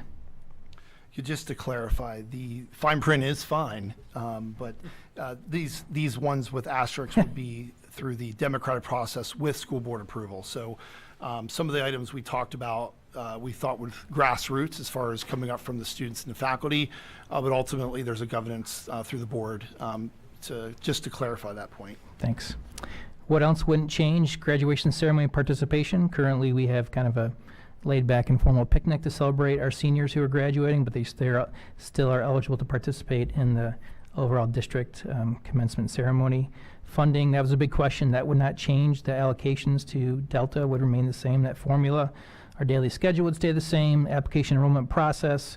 This is probably a big piece of learned information when I researched magnet schools and other people are doing in the district. So that certainly could change. We'd probably be forming a committee in the near future to look at some of those things and how we can grow in those areas. But that would be accomplished through the democratic process and board approval. The college application process would not change currently, just to add a supplement to all our students' applications to post-secondary schools. Our school counselor puts a kind of a addendum to inform colleges what Delta's about, and so that would continue that process as well. What would change? Delta would now be registered as a school with the Pennsylvania Department of Education. Data associated with Delta would stay with Delta. So the PSSA results currently attributed to Mount Airy or Park Forest Middle Schools would not go anywhere. It would stay with Delta. Keystone results would stay at Delta. They're currently attributed to State High. AP courses taken at State High would continue to be attributed to the teacher, and I use that loosely. Teachers don't really get reports in terms they have to comb through the AP results to pull out how their kids did, but Delta would get credit for kids participating in advanced placement courses. And then culture and climate data, that survey that is facilitated through PDE, we would have a drop-down option when parents or students or staff chose what school they were associated with. We currently do not. What else would change? Delta's attendance rate. So currently our attendance is captured to their home school, so we would get credit for our excellent attendance rate as along with our graduation rate, which we currently don't get credit for. Delta's presence on information school profile websites would then exist. So in the previous slide that we outlined 4 of those. As a registered school within PDE, we would now start showing up on those websites. All right, so the next portion of the presentation, part of our committee, we thought it would be helpful to outline in a kind of a graph form, chart form, if the impact on Delta. So program versus a school, based on the key topics that the buckets or the categories that we were looking at. So as far as data, the first one that we looked at, as far as data is concerned with the program, Delta's data is housed in its home/catchment school, which can alter the profiles of Park Forest Middle School, Mountain Ending Middle School, and State High. For example, Park Forest, 8% of their catchment area attend Delta. Park Forest is 12%, Mountain Ending is 8%, and State High is 9%. So 9% of State High's data is pulled from Delta, and 12% from Park Forest. So as far as data as a school, Delta as a school would separate data from the 3 schools, 2 middle schools and State High. Traditionally, higher opt-out rates for PSSAs would impact Delta's scores. We'll talk about that a little bit later. Delta would be registered as a school with the Department of Education, and data associated with Delta would stay with Delta. And that does have the asterisk down at the bottom, fine print about AP data still being attributed to the teacher, regardless of the school building that the student attends. So on the topic of online presence, program versus school, Delta as a program is generally limited to being visible on the district's website as well as social media. Online presence as far as a school, as PD approved school, a PD approved school, Department of Ed, Delta would appear on such websites such as niche.com, Great Schools, and U.S. News and World Report, as well as PA Future Ready. The next slide, if you notice, is yellow. So these yellow highlights indicate a commonality between either a program or a school. So as we go through the next slides, I won't explain that, but as you can see, other than the font size, they are pretty much the same response. So on the topic or bucket of curriculum program, so you'll see there is no change there. They are the same. Delta creates courses and curricula based on student interests. In all Pennsylvania public schools, all teachers are required to teach to the state standards. As it has always been at Delta, teachers may continue to collaborate with students to identify course topics that meet the standards for each subject area. So as a school, it's the same. Delta creates courses and curricula based on student interests. In all Pennsylvania public schools, all teachers are required to teach the state standards. As it has always been at Delta, teachers may continue to collaborate with students to identify course topics that meet the standards for each subject area. So as we go through the rest of the chart, you'll see that highlight on a few of the upcoming slides. On the topic of accessing state high courses, including advanced placement courses or international baccalaureate courses, IB, The answers are pretty similar. So what's common between the two is a program, Delta students have full access to classes at State High as long as they meet the minimum number of classes required at Delta. AP and IB test results are attributed to State High as a school. Additionally, State High teachers receive their students' AP data. There's asterisk at the bottom again, same one. Delta as a school, same answer as the program at the top, does change slightly.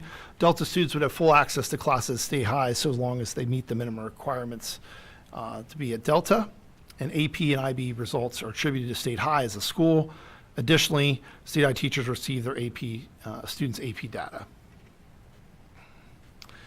Moving into the area of applying to college, John referenced this earlier. They're fairly similar answers with commonality. So as a program Delta counselor, Andrea currently needs to provide an explanation of the program with each transcript. The course that a student takes and how well they perform in said course are important to the admissions process. Currently, the school counselor provides a supplement to each transcript sent out explaining what Delta entails. Delta as a school, the Delta school counselor would continue to add the Delta supplement to each student's college application, explaining State High coursework.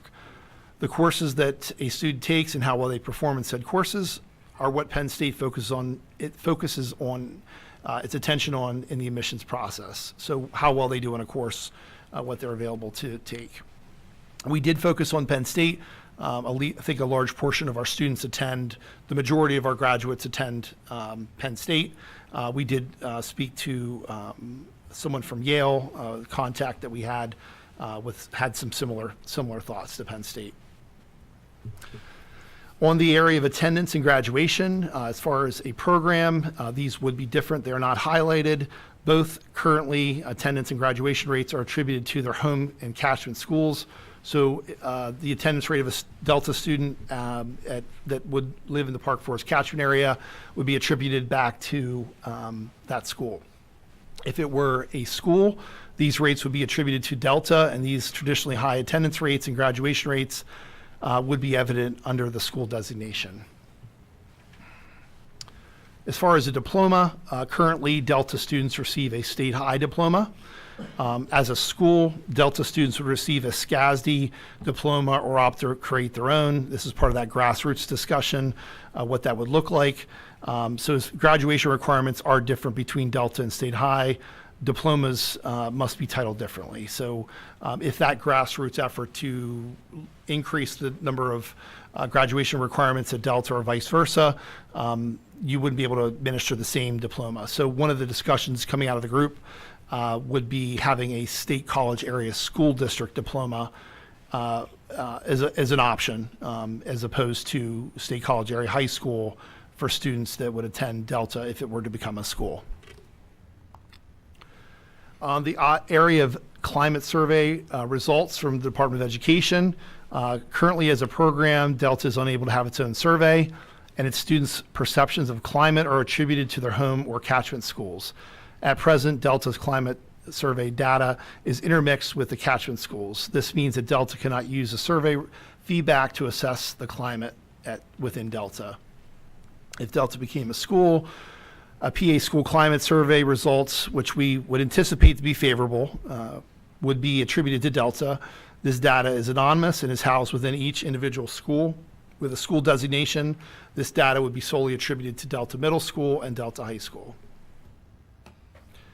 Institutional permanency, I talked about this a little bit earlier. So as far as a program, dissolving a program could be done more easily and with less formal steps than closing a school. And I'll just kind of ad-lib here that this is not a thing. We were asked the question and we needed to answer the opposing side of the coin. As a school, the PA school code outlines a formal process to close a school, which requires a public hearing with the school board prior to any school closing. There's no such requirement for a program. On the area of a waiting list at Delta, this is the same answer. So I'll read it once to save you some time. Regardless if Delta stayed a program or became a school, Class space would continue to be an issue as there's currently a waiting list. So we felt that this was an important slide to share. It was a common question that we got, that we have the issue of a waiting list, which I don't like to tell students no, that they can't go somewhere they want to be, but it's a testament to Delta that we have students lining up to be there. As far as student enrollment, regardless of Delta's stated program or Yakima School, student enrollment would stay on par with the enrollment capacity. Really, the physical space at Delta is pretty much, for the most part, maxed out. Just not enough physical space in that facility for more students. I'll pass it to John. So as part of our slide, we just summarized the discussion that was in front of most of you on November 20th. If you recall, we talked about how opt-outs can impact the school's rating. We found that when you have below a 95% participation rate, those numbers can impact your school score. However, it's very unlikely in our school district to make us have to create an improvement plan, because there's 3 tiers before you get there, and so like low achievement on those tests would also have to be taking place, and that's typically not what happens in our district, as you're aware. So having to go on an improvement plan as a result of students who opt out would not most likely not be an issue. We talked about the complexity of pulling data for reports. We can certainly pull those internally to a certain degree, but there are, if you remember, Justin Hetrick came up to the microphone last meeting and talked about that there are just some formulas that PD doesn't have access to because they are pulling from other sources as well. We talked about the comprehensive goals that Delta has that are aligned with the district's comprehensive goals. And as one of you spoke about, the one thing we really wanted to maintain, the culture, structure, governance, and curriculum. And I think we'll talk about that a little bit later. Regardless of any changes, the board should assure those will not change. And then we have a subcommittee that started to work on those as well. And so, as you see, this is the last of the presentations we've done. Today is the 25th of March, and so we're in front of you. Next up, we have meetings lined up for April 5th and April 12th to go over the feedback that's been submitted by all the stakeholders who've been presented to, which includes students, PTSO, and staff. And then recalling the decision-making process the district goes through in numbers 1 through 3. So that concludes our presentation.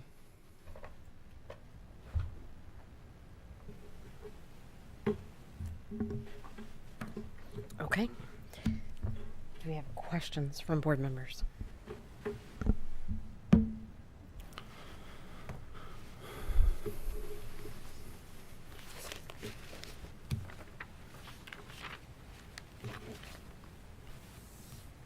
John, I guess, so you're still getting more information, is that correct? And are you going to come back and present us, like, are we going to get more information?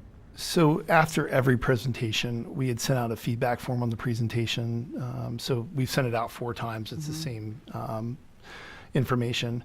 And we're bringing the committee back together to assess if we missed a key point, or if a community member has an idea that we didn't think about or we didn't answer, and really just to assess what are our next steps.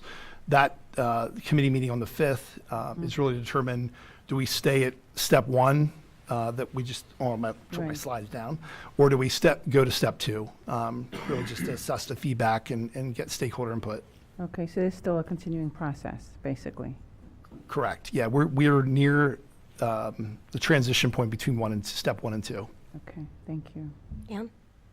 And will that feedback form include a question about the transition timeline?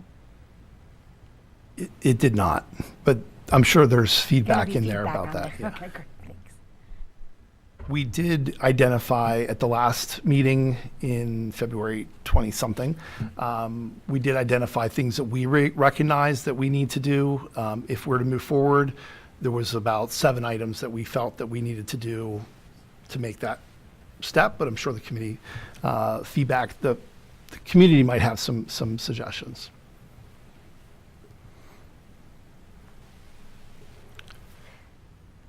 John, can you talk a little bit about, we understand that the democratic process is a core piece of Delta's identity.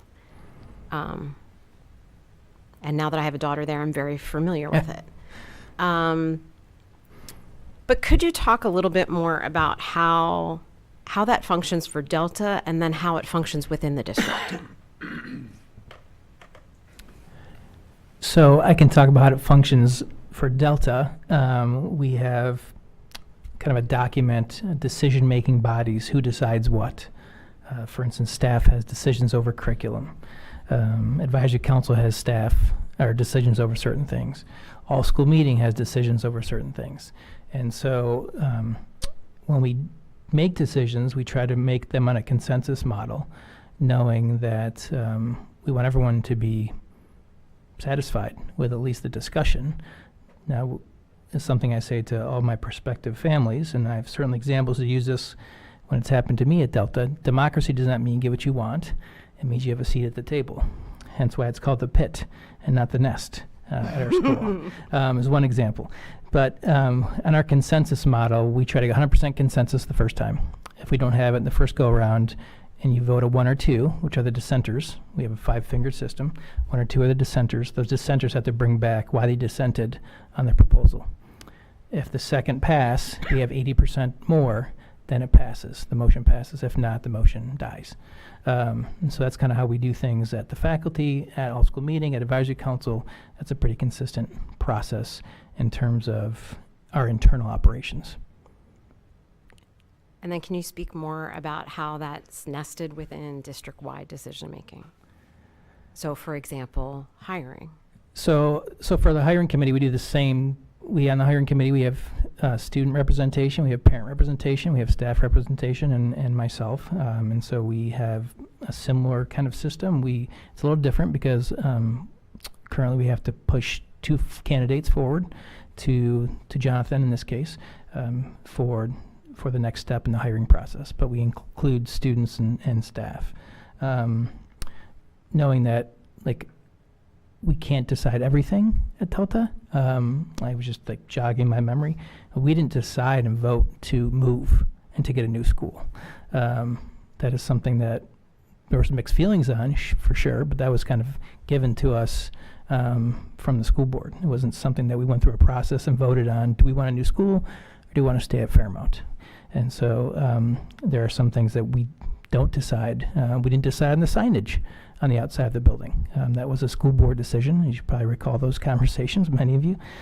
So there are some things internally that we have capacity to decide, and then some things that are not within our purview. Thanks, that's helpful. Gretchen? Is this for comments as well, or just questions? Whatever you'd like to do. Okay.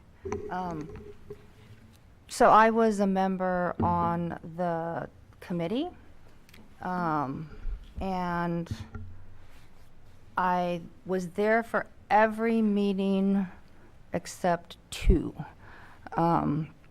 So I think I have a pretty good feeling of how the committee functioned. And what was interesting in both some of the comments tonight, which I don't think I heard at a Delta PTSO meeting, but maybe they were there and I didn't catch them. But and then also listening to John describe the democratic process internally at Delta. And what was interesting, and I think both Lorelei and John mentioned this, but is that, so one person, I don't know who it was, it might have been Lorelei, felt railroaded is the word that was used. And that makes me think about the process. Then did the process, and no criticism to Jonathan, that's not what I'm trying to get at here.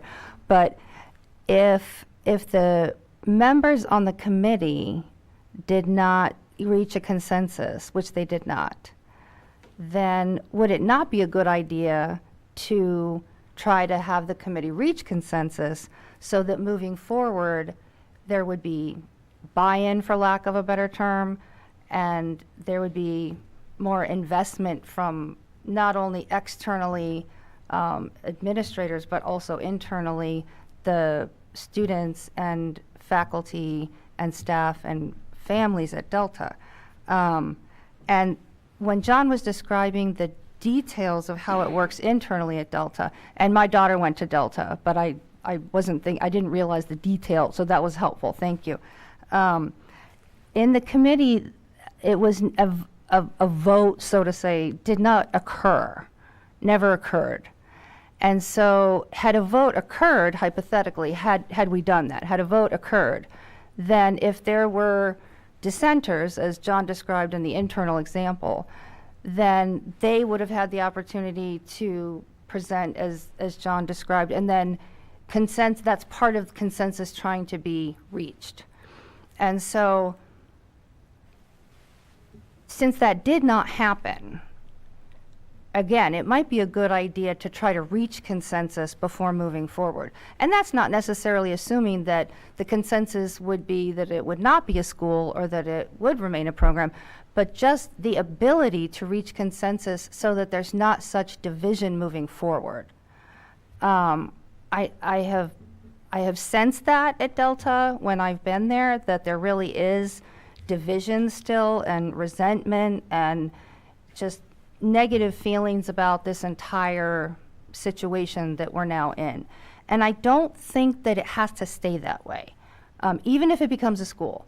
And part of that would also be to listen to Delta about how things are done at Delta, which the district has said for the 9 years I've been here that the 2 other middle schools want to do to try to emulate all these great things that are happening at Delta. So it would, if we could reach consensus, then it could become something where both sides, for lack of a better term, would benefit from each other, and an olive branch could be reached both directions for benefit for the 2 other middle schools and Delta, and the administrative desires for the data collection, et cetera. But consensus has not yet been reached. I have faith that it could be. I really think it could be, but not yet.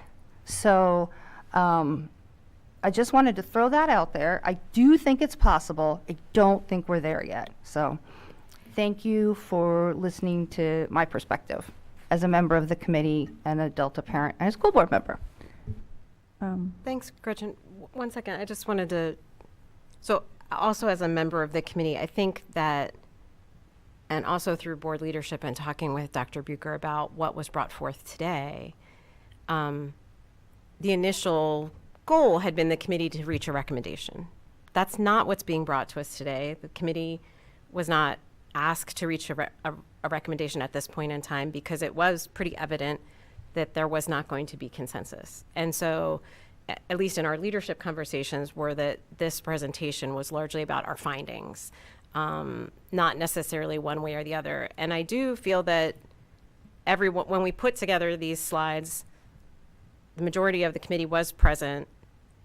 There was discussion whether these were factual or not factual. There certainly were opinions about the value of certain things, whether this was a valuable thing to have or not a valuable thing to have as a program or a school. But the facts are the facts. Data, if it was a school, data would be housed in Delta. If it's not a school, the data goes back to catchment areas. These are not items of, I don't think, contention within the committee. Peter, you could certainly speak to your impression of that. So I understand the conversation and desire about consensus on a recommendation, but that's not what's being brought forth in front of us today. And I don't know whether that is an achievable goal or not an achievable goal. That's, a different discussion on a different day, I think. Do you want to add anything, Peter, to that as a committee member? No, I think that where, we have a set of questions before us. The questions are, in some cases, really binary, and in some cases took digging, a lot of it about data, and The PDE handles data the way that PDE handles data, and that's, you know, whether I like it or not, that's just the way that that's going to work. You know, and there were questions about access to that data and who can have access to that data, and there are guidelines around that as well. And so I certainly, I hear, I'm going to speak a little bit, you know, I hear in this room this evening, I've heard at the PTSO, I've heard from dozens of parents, from students, from teachers, you know, just an incredible outpouring of love for Delta, you know, and I see some nods right now, and I think that that is wonderful. You know, I'm looking at some of my son's former teachers right now. The current director of his school, you know, for Amy's daughter, you know, his friends' parents right now, and I'm a Delta alum. I would do anything for this school. And I don't know that it matters, but I would never, ever, ever, ever, ever jeopardize Delta. Ever. It kept me in high school. I told my mother in late September of 1992 that I was not going back to school. She couldn't make me. The only way I was going to keep going to school is if I could go to the AP. And she let me. I would not have graduated from high school if it weren't for Delta. So, you know, I understand very well from the point of view of being a kid the value of this program. I understand the value of the program because my son felt really out of place in fourth grade, and he got to be one of the last crops of fifth graders, you know, to go, and, you know, some of his friends are here. And I think that that is hugely powerful. All that being said, facts are facts. And the committee was faced with facts. And I feel like those two things are getting mixed on top of each other about what is a fact and what is a recommendation. There's no recommendation here this evening. None. I don't think I'm alone in my feeling about this place on this board, though it might be different because our experiences are different. I just felt like I really had to say that. I appreciate that. Carlene, do you have a question? I do. So that was why my initial question was about this is not the end of the road. Like there's more question, there's more, because I do believe that we do need to come together on this discussion that we're having. And even though that we are presenting with a lot of the facts, like permanency, we've heard from other members that it's been around for 50 years and probably it's still going to be around. Mm-hmm. So even though those are facts, they could still be debated as to the importance of these facts. Mm-hmm. So I do think that when we listen to the community, when we listen to the students and the parents, even though we're presenting them facts, there's still things that they could say about those facts, how relevant those facts are. And this is why this discussion continues, because we haven't really reached a consensus. And I'm hoping that we do. And this is the reason why we're still having this process. And I'm glad that it's still continuing. Sure. Thanks. Erin? Oh, sure. Debbie, go ahead. I just wanted to, I don't know, maybe build a little bit on what Peter talked about. But like if we went back to the presentation, right, and John had 2 slides of what wouldn't change. And my understanding is a lot of the things that ended up on the slides were an answer to questions, right, that came up about really logistical items and important things to know whether or not they would change. One thing that's a little bit harder to define, but that everyone has gotten up and talked about, is the Delta way, right? And other than like the creative curriculum, like it doesn't say things that would stay the same as the democratic process, but that is the understanding, is that that would stay the same. There's no intent or desire to change. I love this, by the way. I went to your PTSO meeting. I'm like, that's the best thing ever. There's no intent or desire to change the Delta culture, the Delta way, the Delta democratic like that wouldn't change. And so I guess if I were to make one small change to these slides, I'd add that as a bullet under these would stay the same on these slides. That's just my thought. Thanks. Could I respond to that? Well, in residency, then you should tell us that you can make an asymptomatic patient better. And that's the problem. I think that a lot of people are feeling that they like this. And so when you tell people, well, it's not going to change, but we're changing things, they get nervous, especially if it's coming from administration. It's not coming from them. So we really have to understand that, because some things always kind of do change. Okay. Ann, did you want to? Yeah, I think to the points that everybody else has made, we don't make Delta's culture. This body doesn't do that. You all do that. And what happens at Delta, I don't want to say what happens at Delta stays at Delta. That sounds weird. But the process, right, is defined by the people. Delta's culture has changed every year that it has existed. And in fact, I had this conversation with John last week. In 7 years, Delta's going to be a totally different place. It's going to be a totally different culture because it's going to be different people. That doesn't mean it's not still going to be a democratic place. It doesn't mean it's, you know, that the foundation of it is going to have changed, but culture is a dynamic thing. It changes all the time. And I can give you a perfect example of that. My daughter is a part of that culture right now. Next year, she won't be, because she looked around Delta and said, this doesn't quite fit with what I need, which is totally fine. What I'm not fine with is the part where she went to tell people that, and the response was not positive, not, it was questioning, why would you ever do something like that? And I would say, just a piece of advice to everybody who's involved in this. Keep in mind, Delta is still a part of this district. We want it to be a part of this district. We want it to continue to be a part of this district. But all those other schools in the district, they're part of the district too.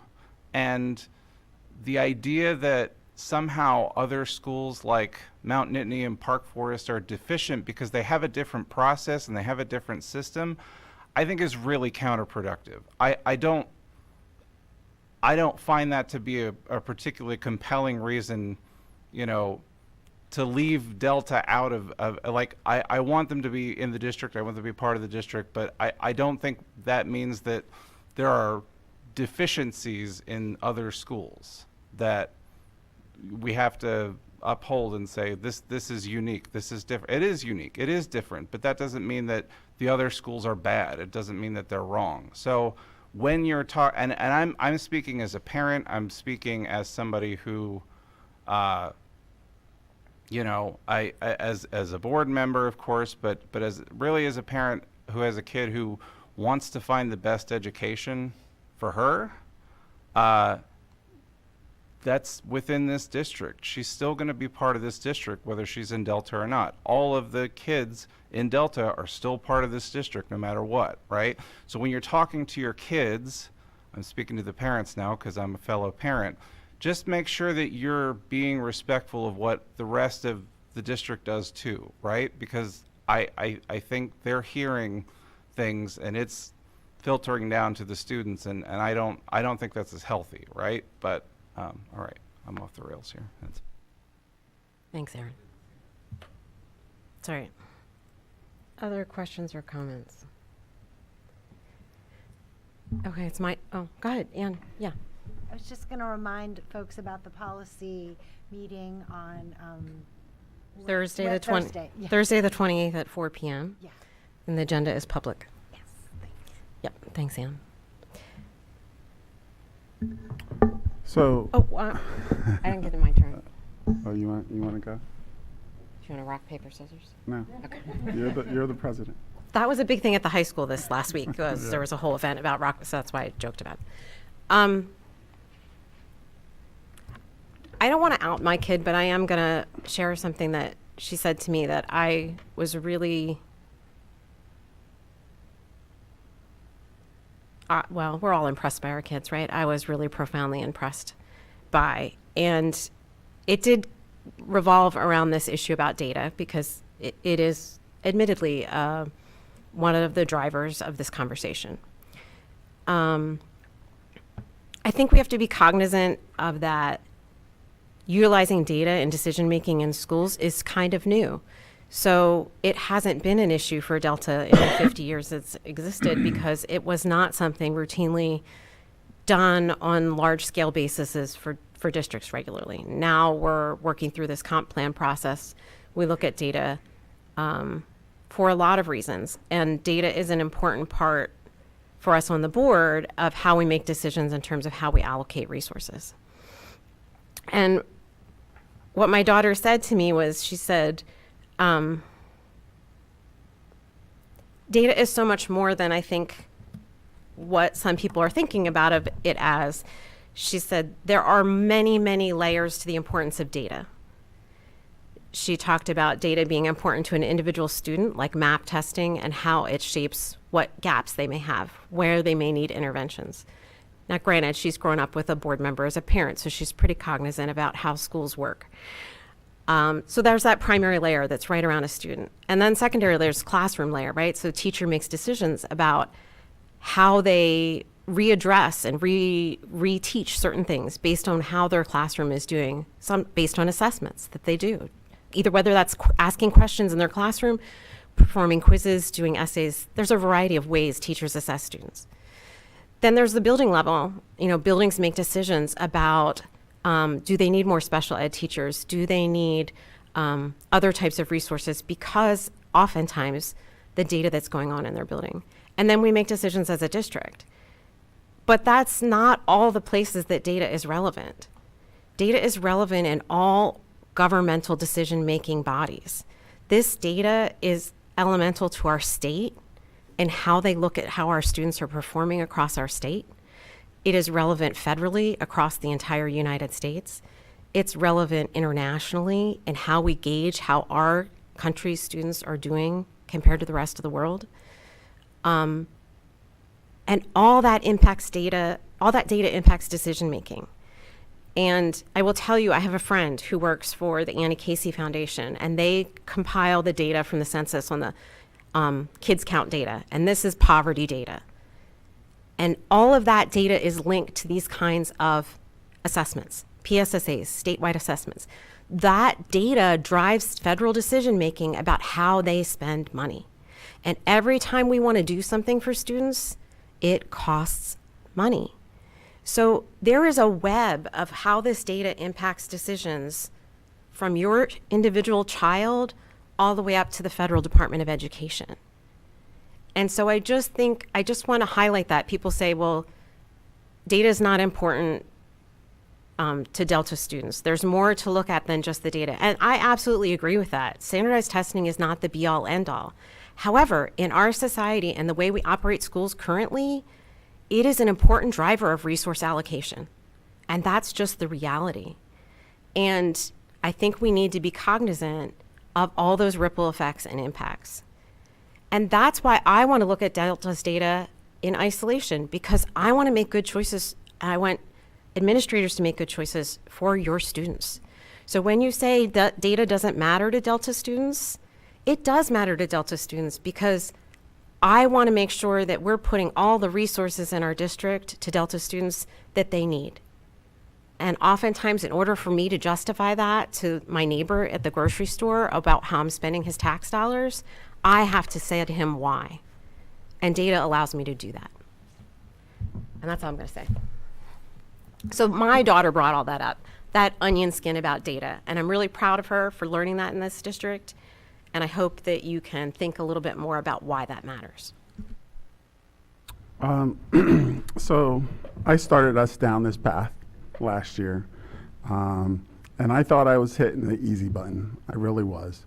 I thought since I wasn't changing the culture or what makes Delta, I was just making it easier to delineate what Delta was and is, that we could just talk to John, talk to the committee, talk to the students, and we would make it a school. Obviously, sitting here now, I was absolutely wrong because I did not go through the process. And I talked to Delta at the committee meeting. I went to their committee meeting and apologized for the process and the way we went about this. So I want to take the opportunity, starting in September, thanking John and Jonathan for leading this process that we should have done from the beginning. I truly have a newfound understanding of the Delta program. I thought I did as the building principal right across the way, had an idea of what that program was like.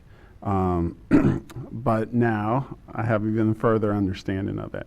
I have no reason to change what is occurring in Delta. What you're doing there is extraordinary. If anything, I would want to emulate it in other places, as been stated here. I truly do. The relationships that are built there, the attendance, the graduation rate is phenomenal. I want to showcase that, and it makes it easy by assigning a number, which is really all we're doing, so that it's easy for John Downs to disaggregate this data, to showcase his school. That is all we're looking to do here. We're not looking to change the culture and what happens there, the democratic process. None of that is our goal here. Our goal is just to give him the information that will help showcase his school and improve it if necessary. And I'm still hopeful that that can still occur. I'm waiting for the feedback from the two of these gentlemen to present to me. Once you get the feedback and all that information, that we can make an informed decision of how we're going to be moving forward. That transition piece, and wanting to make it happen right away, that's not a thing. We want to do as much as we can when we can, and moving forward. If we need another year to transition for some of this stuff to happen, that's fine. But we need to make a decision and move forward with that transition if that's the case. So I'm waiting to hear the information. I have an open mind. I've talked to the board leadership multiple times, and I have gone to up of the committee meetings, and I have gone to their opening day where you share all the things about the program to the elementary students coming in. So I'm very much interested in finding out what's going to happen. So that's what I have to say. Yeah, I think the district's made a lot of investment in Delta in my time on the board. To John's point, originally that building was not part of the high school project or plan. That was added on because it was felt that the facilities that Delta was in at the time were woefully inadequate for the great program that it was, which is similar to the reason the high school was done. High school was a phenomenal program in an abysmal setting, and they deserved something better. And at the time, it was decided, well, of course, if the high school does, certainly Delta does as well. I know you loved the Fairmount building, but over time, it was not going to serve the community well. And so, that financial investment is a reflection of the board's commitment and investment. I don't think that's changed with the changing demographics or the changing members of the board. I think that they're all tied in pretty tightly with the community and are aware of, what people care about. So we will be looking at a resolution affirming Delta's founding tenets for its 50th anniversary at policy. And I don't know if anybody has any other things they want to add before we move on. John, is there anything else you wanted to add? Okay, that's fine. People wanted you to have a chance to chat, so making sure that you had that opportunity. I one thing. So I think part of the issue that causes confusion is the decision-making process, right? That we outlined here is different than what the Delta community's used to. And so that's like part of the issue, and kind of Gretchen alluded to, coming to consensus was never on the table to move this process along. If that's the process, that's something the district would have to commit to, knowing that if you commit to that, we believe in it. And so I think that's part of the confusion when Jen asked how John feels. I think that's been part of the confusion is the two processes are much different. How you guys decide is a simple majority, right? We decide in a different model I just explained. And those things are operated in a different way. And so I think that's been a kind of difficult process to digest for a lot of people. Yeah, I understand that. Yep. Okay. Well, thanks very much for all the work of the committee and for the presentation from both of you tonight. Up next, we have Ms. Yoder and Mr. Brown and Mr. Fisher to discuss the what? Okay, I apologize. We're going to take a brief recess for 5 minutes and then we will be back.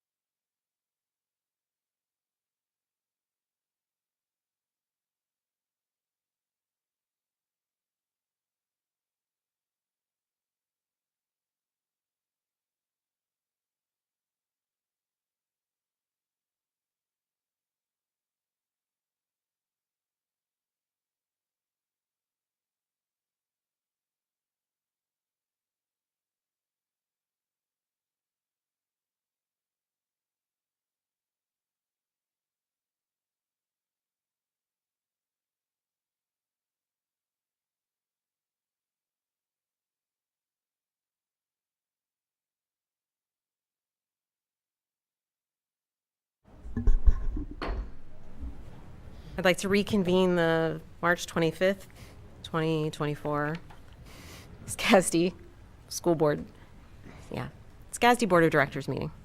We have Mr. Brown and Ms. Yoder and Mr. Fisher to share with us about the Mount Nittany Elementary final floor plan review. Thank you. We have just a couple changes from what you've seen lately. We just want to reiterate that there is a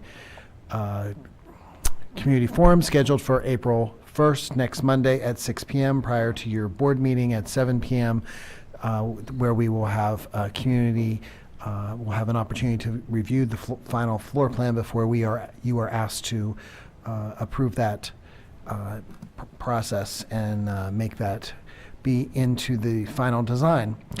Go ahead. And so again, just a real quick summary slide here to summarize the project.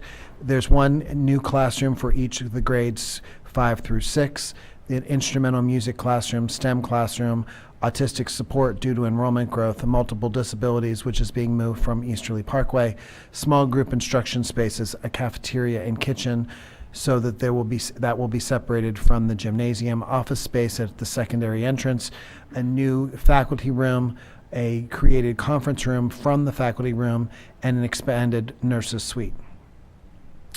This is just a slide showing where the addition will be in relationship to the current building, and then the floor plan that has been designed. Go ahead.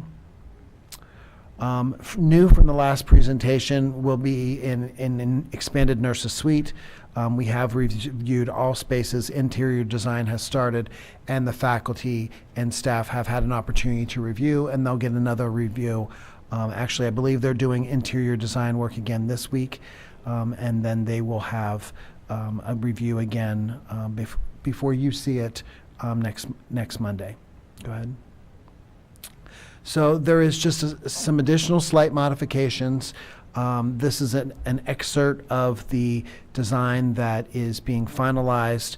If you compare this slide and the previous slide, there are some slight changes. We'll have an overall final presentation for you next week.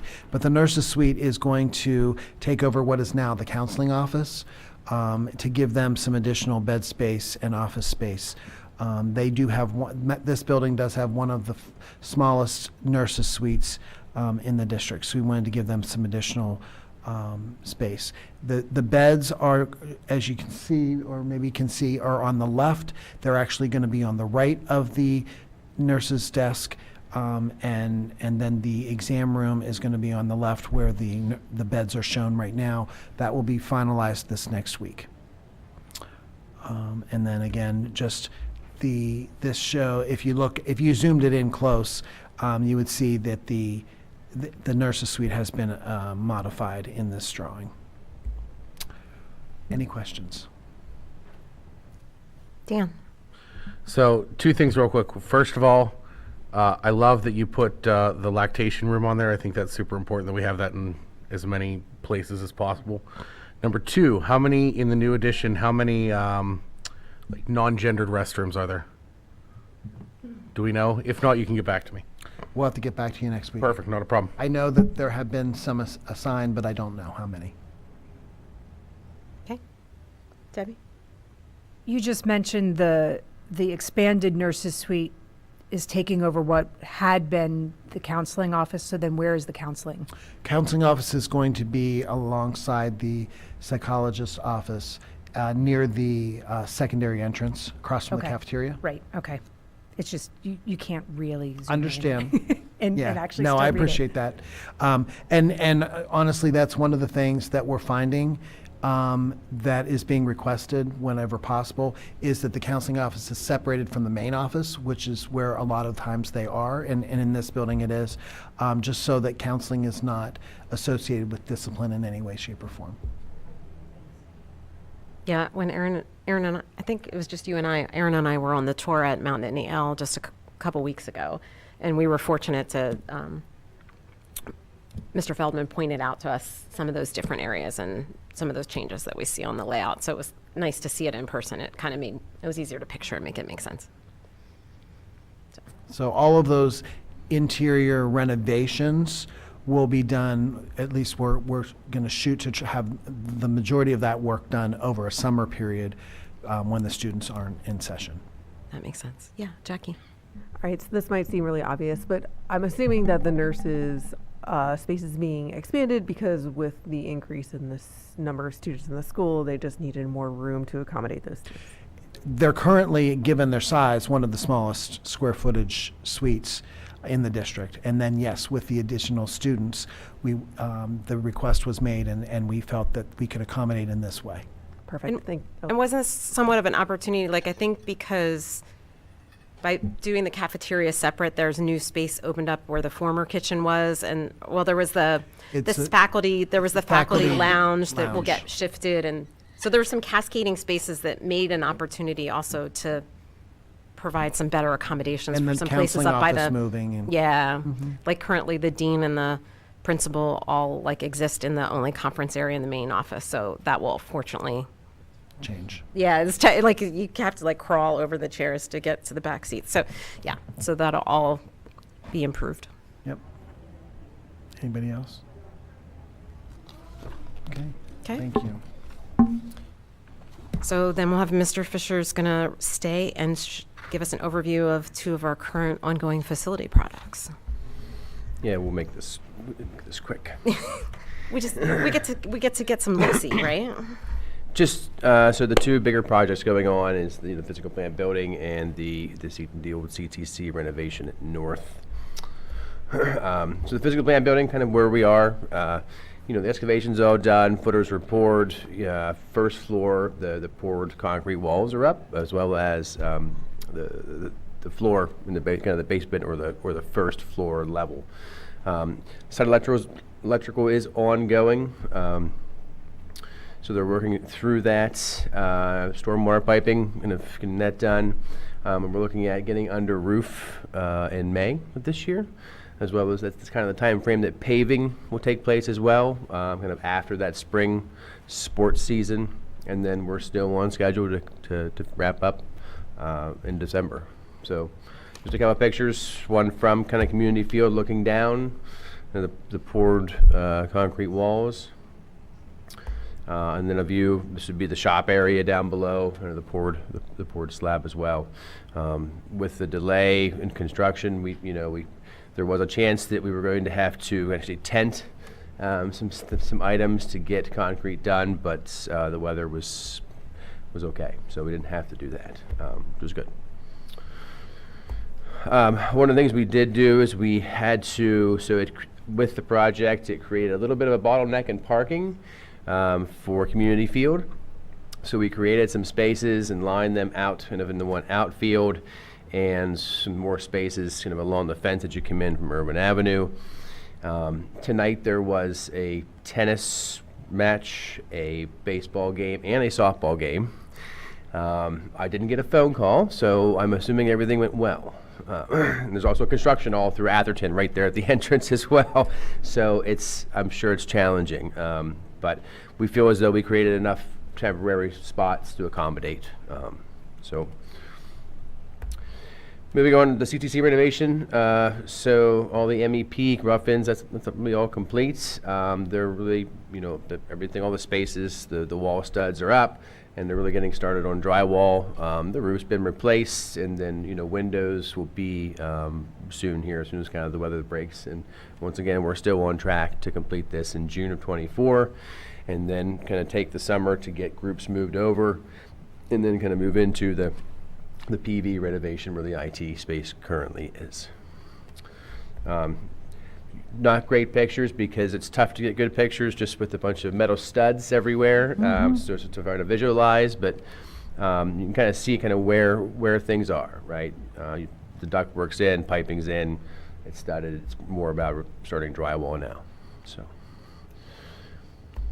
and then high-level update. Any questions?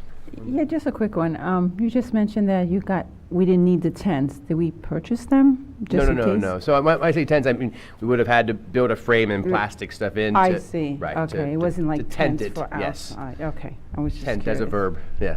All right. So, Thank sorry. you. So we'll continue to give these updates as progress is made. Thanks, Mike. We're now going to be joined by Ms. Pierce to provide an update on several policy recommendations. So these will all be policies that were reviewed in the Policy Development Committee and approved to bring forth to the full board. Good evening.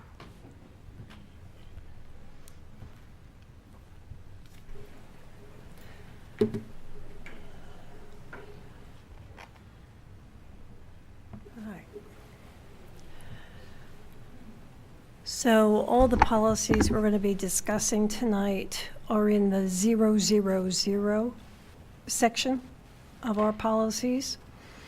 And in fact, the first policy is 000. It's a policy that you all just approved back in November. As we were looking at some other policy changes PSBA recommended, we realized that there were elements of 009 and 007 which truly did belong in the brand new 000. So what we did was to take pieces of actually 003, 007, 009 and added them to 000. So we have one policy that talks about creating policies, not four. So that's what you'll see in 000. We are suggesting that 007 and 009 really didn't have much else of substance in them, so we're suggesting they be retired. But let's start with 000.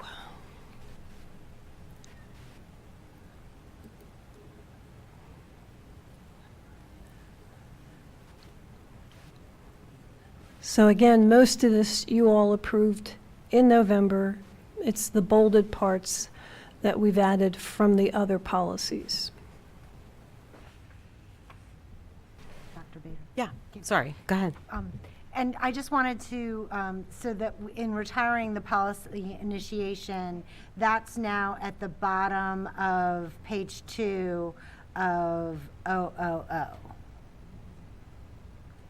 The policy initiation from, yeah, 009. I see it there too. Yep. Yeah, okay, I just wanted to make sure. Yep, it is. Yeah. Yeah, great.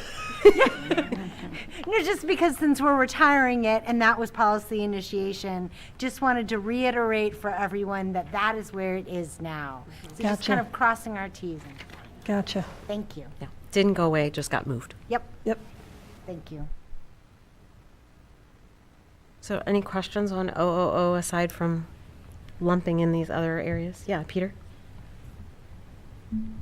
Yeah, so under administrative regulations, right, the second paragraph, if I'm understanding right, says the board reserves the right to review and to direct revisions of administrative regulations when it considers the regulations to be inconsistent with board policy or district practices. So my question then is, who actually writes?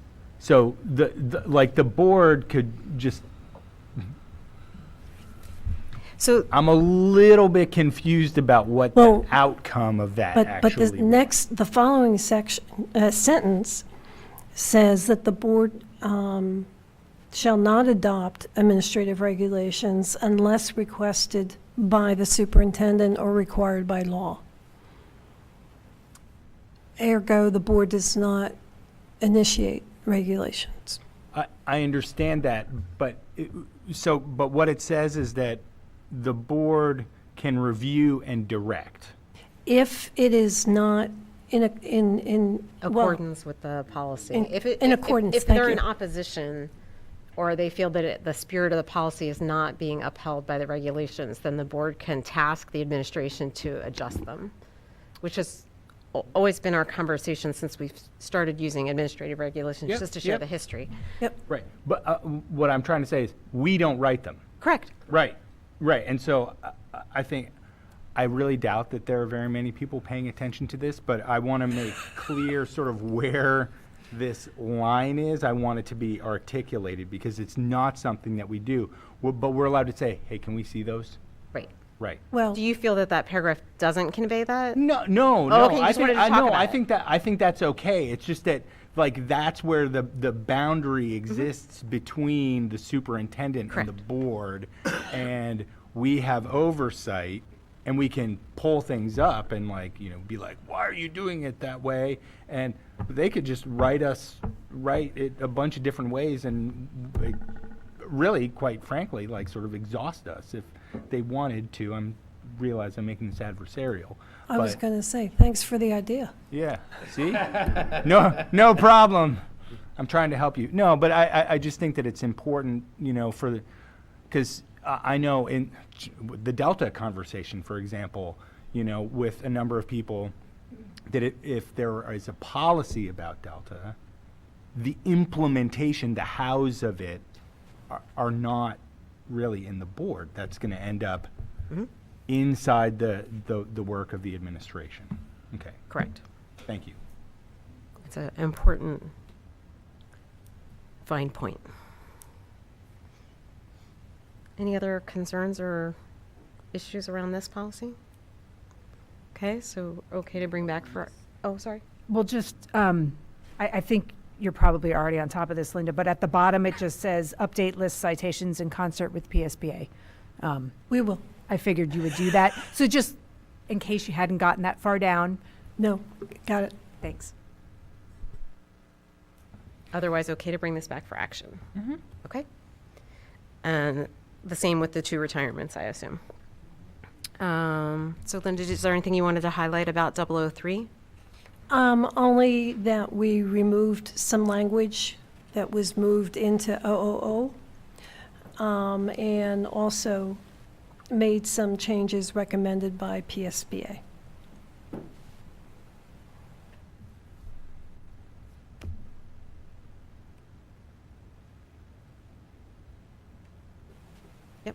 Any questions? Okay, if there's no concerns with that one, we can bring it back for action as well. And then the final one was 011. There were some suggestions, right, from PSBA of some updates of our policy. Of the governance and around leadership. Which is based on our lovely poster that we all sign each year, committing to those principles. And they all seemed, it was pretty minor changes and seemed like good additions as far as I noted. Did anybody have any concern or feedback on those?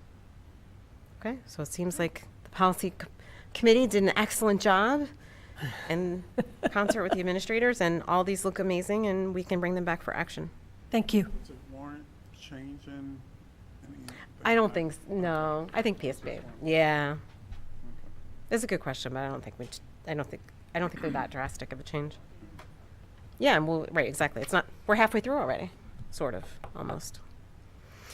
Okay, so our final information item is an update on several elementary coordinator positions. Ms. Yoder and Ms. Merritt will provide that update. Thanks for sticking it out, Chris. I know this is, you've been here all night waiting for this item.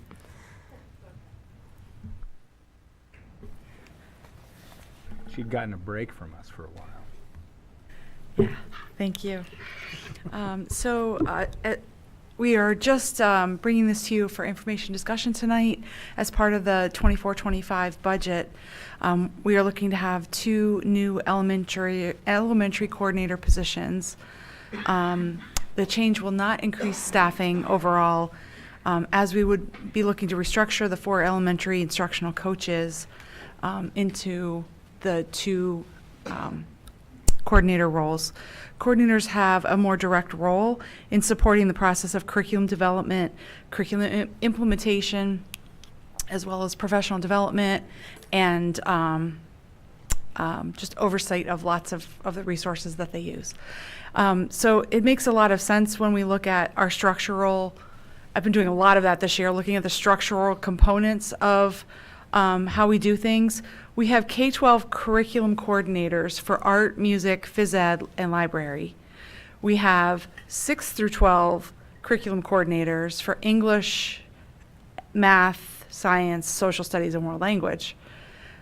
We do not have a K-5 coordinator, which is basically me, along with doing the whole K-12 ball of wax. So in working with coordinators for years now, I really believe that this will help strengthen those areas, and they will have very specific territory that they'll be working in. So it'll be either ELA and social studies or math and science. In elementary, ELA and math have a much larger part of the day than science and social studies. And so our secondary coordinators teach part of a schedule and then also do their coordinator work. But the elementary, that's just not possible. So they would not have a teaching schedule, and they would have 2 subject areas. That kind of explains that. So we just wanted to let you know this will be part of the proposal for the 24-25 budget, and answer any questions that you have. Thanks, Chris. Yeah, Aaron? So these both coordinators would work across all 8 buildings? They're not assigned to specific buildings? They would, yeah. Okay. But they would have a more limited scope in terms, not all the things. Of which topics they Right, cover? right, Okay, I got it. Right. Debbie? I was just curious about, you had linked a job description for curriculum coordinator? Like, is that the current K-12, that's the current K-12 curriculum coordinator position? And the not 6 what through it- 12. Not the new ones? So they're all the same. It would Okay. be all the same. This says K-12 in it. Yes, we have K-12 coordinators. Right. We have 6 through 12 coordinators, but it's a K-12 model Okay. of coordinators, whether you're K-12, K-5, or 6-12. Okay. So it's the I can clarify that in the same document. It's the same. job description? Yeah, it's all the Okay. same. I'm thinking, like, if I were to try to apply, I mean, I can't, but if I were to try to apply for this job, it's not clear to me that I would be applying to the elementary one or the secondary one or the elementary ELA or the elementary math science. So In the The posting, posting, we it- make that it clear. We don't identifies it. post it with a job description. We just have that job description on file so that we have, a better scope of the Okay. work. that makes more sense. Yeah. Thanks. It's, the job description's not new. We just brushed it up from 2012. Okay. It's been a while. Well, that's part of why I was asking, because the effective date is Yeah, today. right now. So I yeah. was like, well, is this new? And anyway. Yeah, it's just updated. Great. Well, this makes a lot of sense. It'll be really helpful. And the coordinators will also interface with professional development to some degree, right? Yes. Which would be really critical. And what I'd really like to see is the elementary coordinators meeting with the secondary coordinators regularly, so that we have that true collaboration between elementary and secondary with the curriculum, implementation, PD, all the things. And with special ed too? Yes. For interventions? Yes. Thank you. Yes. Great. Yes. Anything else? All right, thank you so much. Thank you. So that concludes information discussion for the evening. Next on the agenda is an opportunity for board members to share an update from their committee initiatives. We can start with Central Intermediate Unit. Anne, do you want? We Jackie? are meeting on Thursday, so we will report back Next time. All right. next week. SCASD Ed Foundation is me. We had a recent meeting, mostly talking about the Maroon and Gray event, potentially having some tours of the high school for some of those people, if possibly works out. The Ed Foundation is getting geared up for Center Gives, which is this May. And just clarifying a couple things on the website. So the biggest thing to make sure everybody knows is that the Maroon and Gray event will be on April 26th. And there are a number of honorees this year. It's quite an extensive and impressive list. And tickets are on sale now at the SCASD Ed Foundation website. So if you'd like to join us for that evening, I think I'm trying to find the time. 6 p.m. Yeah. And at Center Hills Country Club. So I will be there. Please come and join me, and we'll honor some really great individuals in our community. And that's it for the foundation. Carlene, do you have anything from CTC? Yes, Local I advisory? do. Yeah, we met in February 22nd, And basically, we really talked about 2 programs that we want approved. And one was the engineering program, which we offer at the high school, but it's an approved program. It used to be, but now we're trying to get it approved again. And so we had to send in all the information to get the approval by March 15th, and we should hopefully hear something in June. And we're pretty positive that we're probably going to get approved. And we do have articulation agreement already with Luzerne Community College. We currently have 18 students already enrolled in the program. And we do get some help or some advice from the Penn State Engineering. So we're really happy about that. And the second program that we want approved, and we talked about it a number of times, is the education one that's coming up. And so we talked about the curriculum that we're going to have and how much it's going to cost. And the curriculum is called the Aspire Ed curriculum. And it was recommended by a lot of the teachers in the area, and so it came highly recommended, so we're pretty happy about that.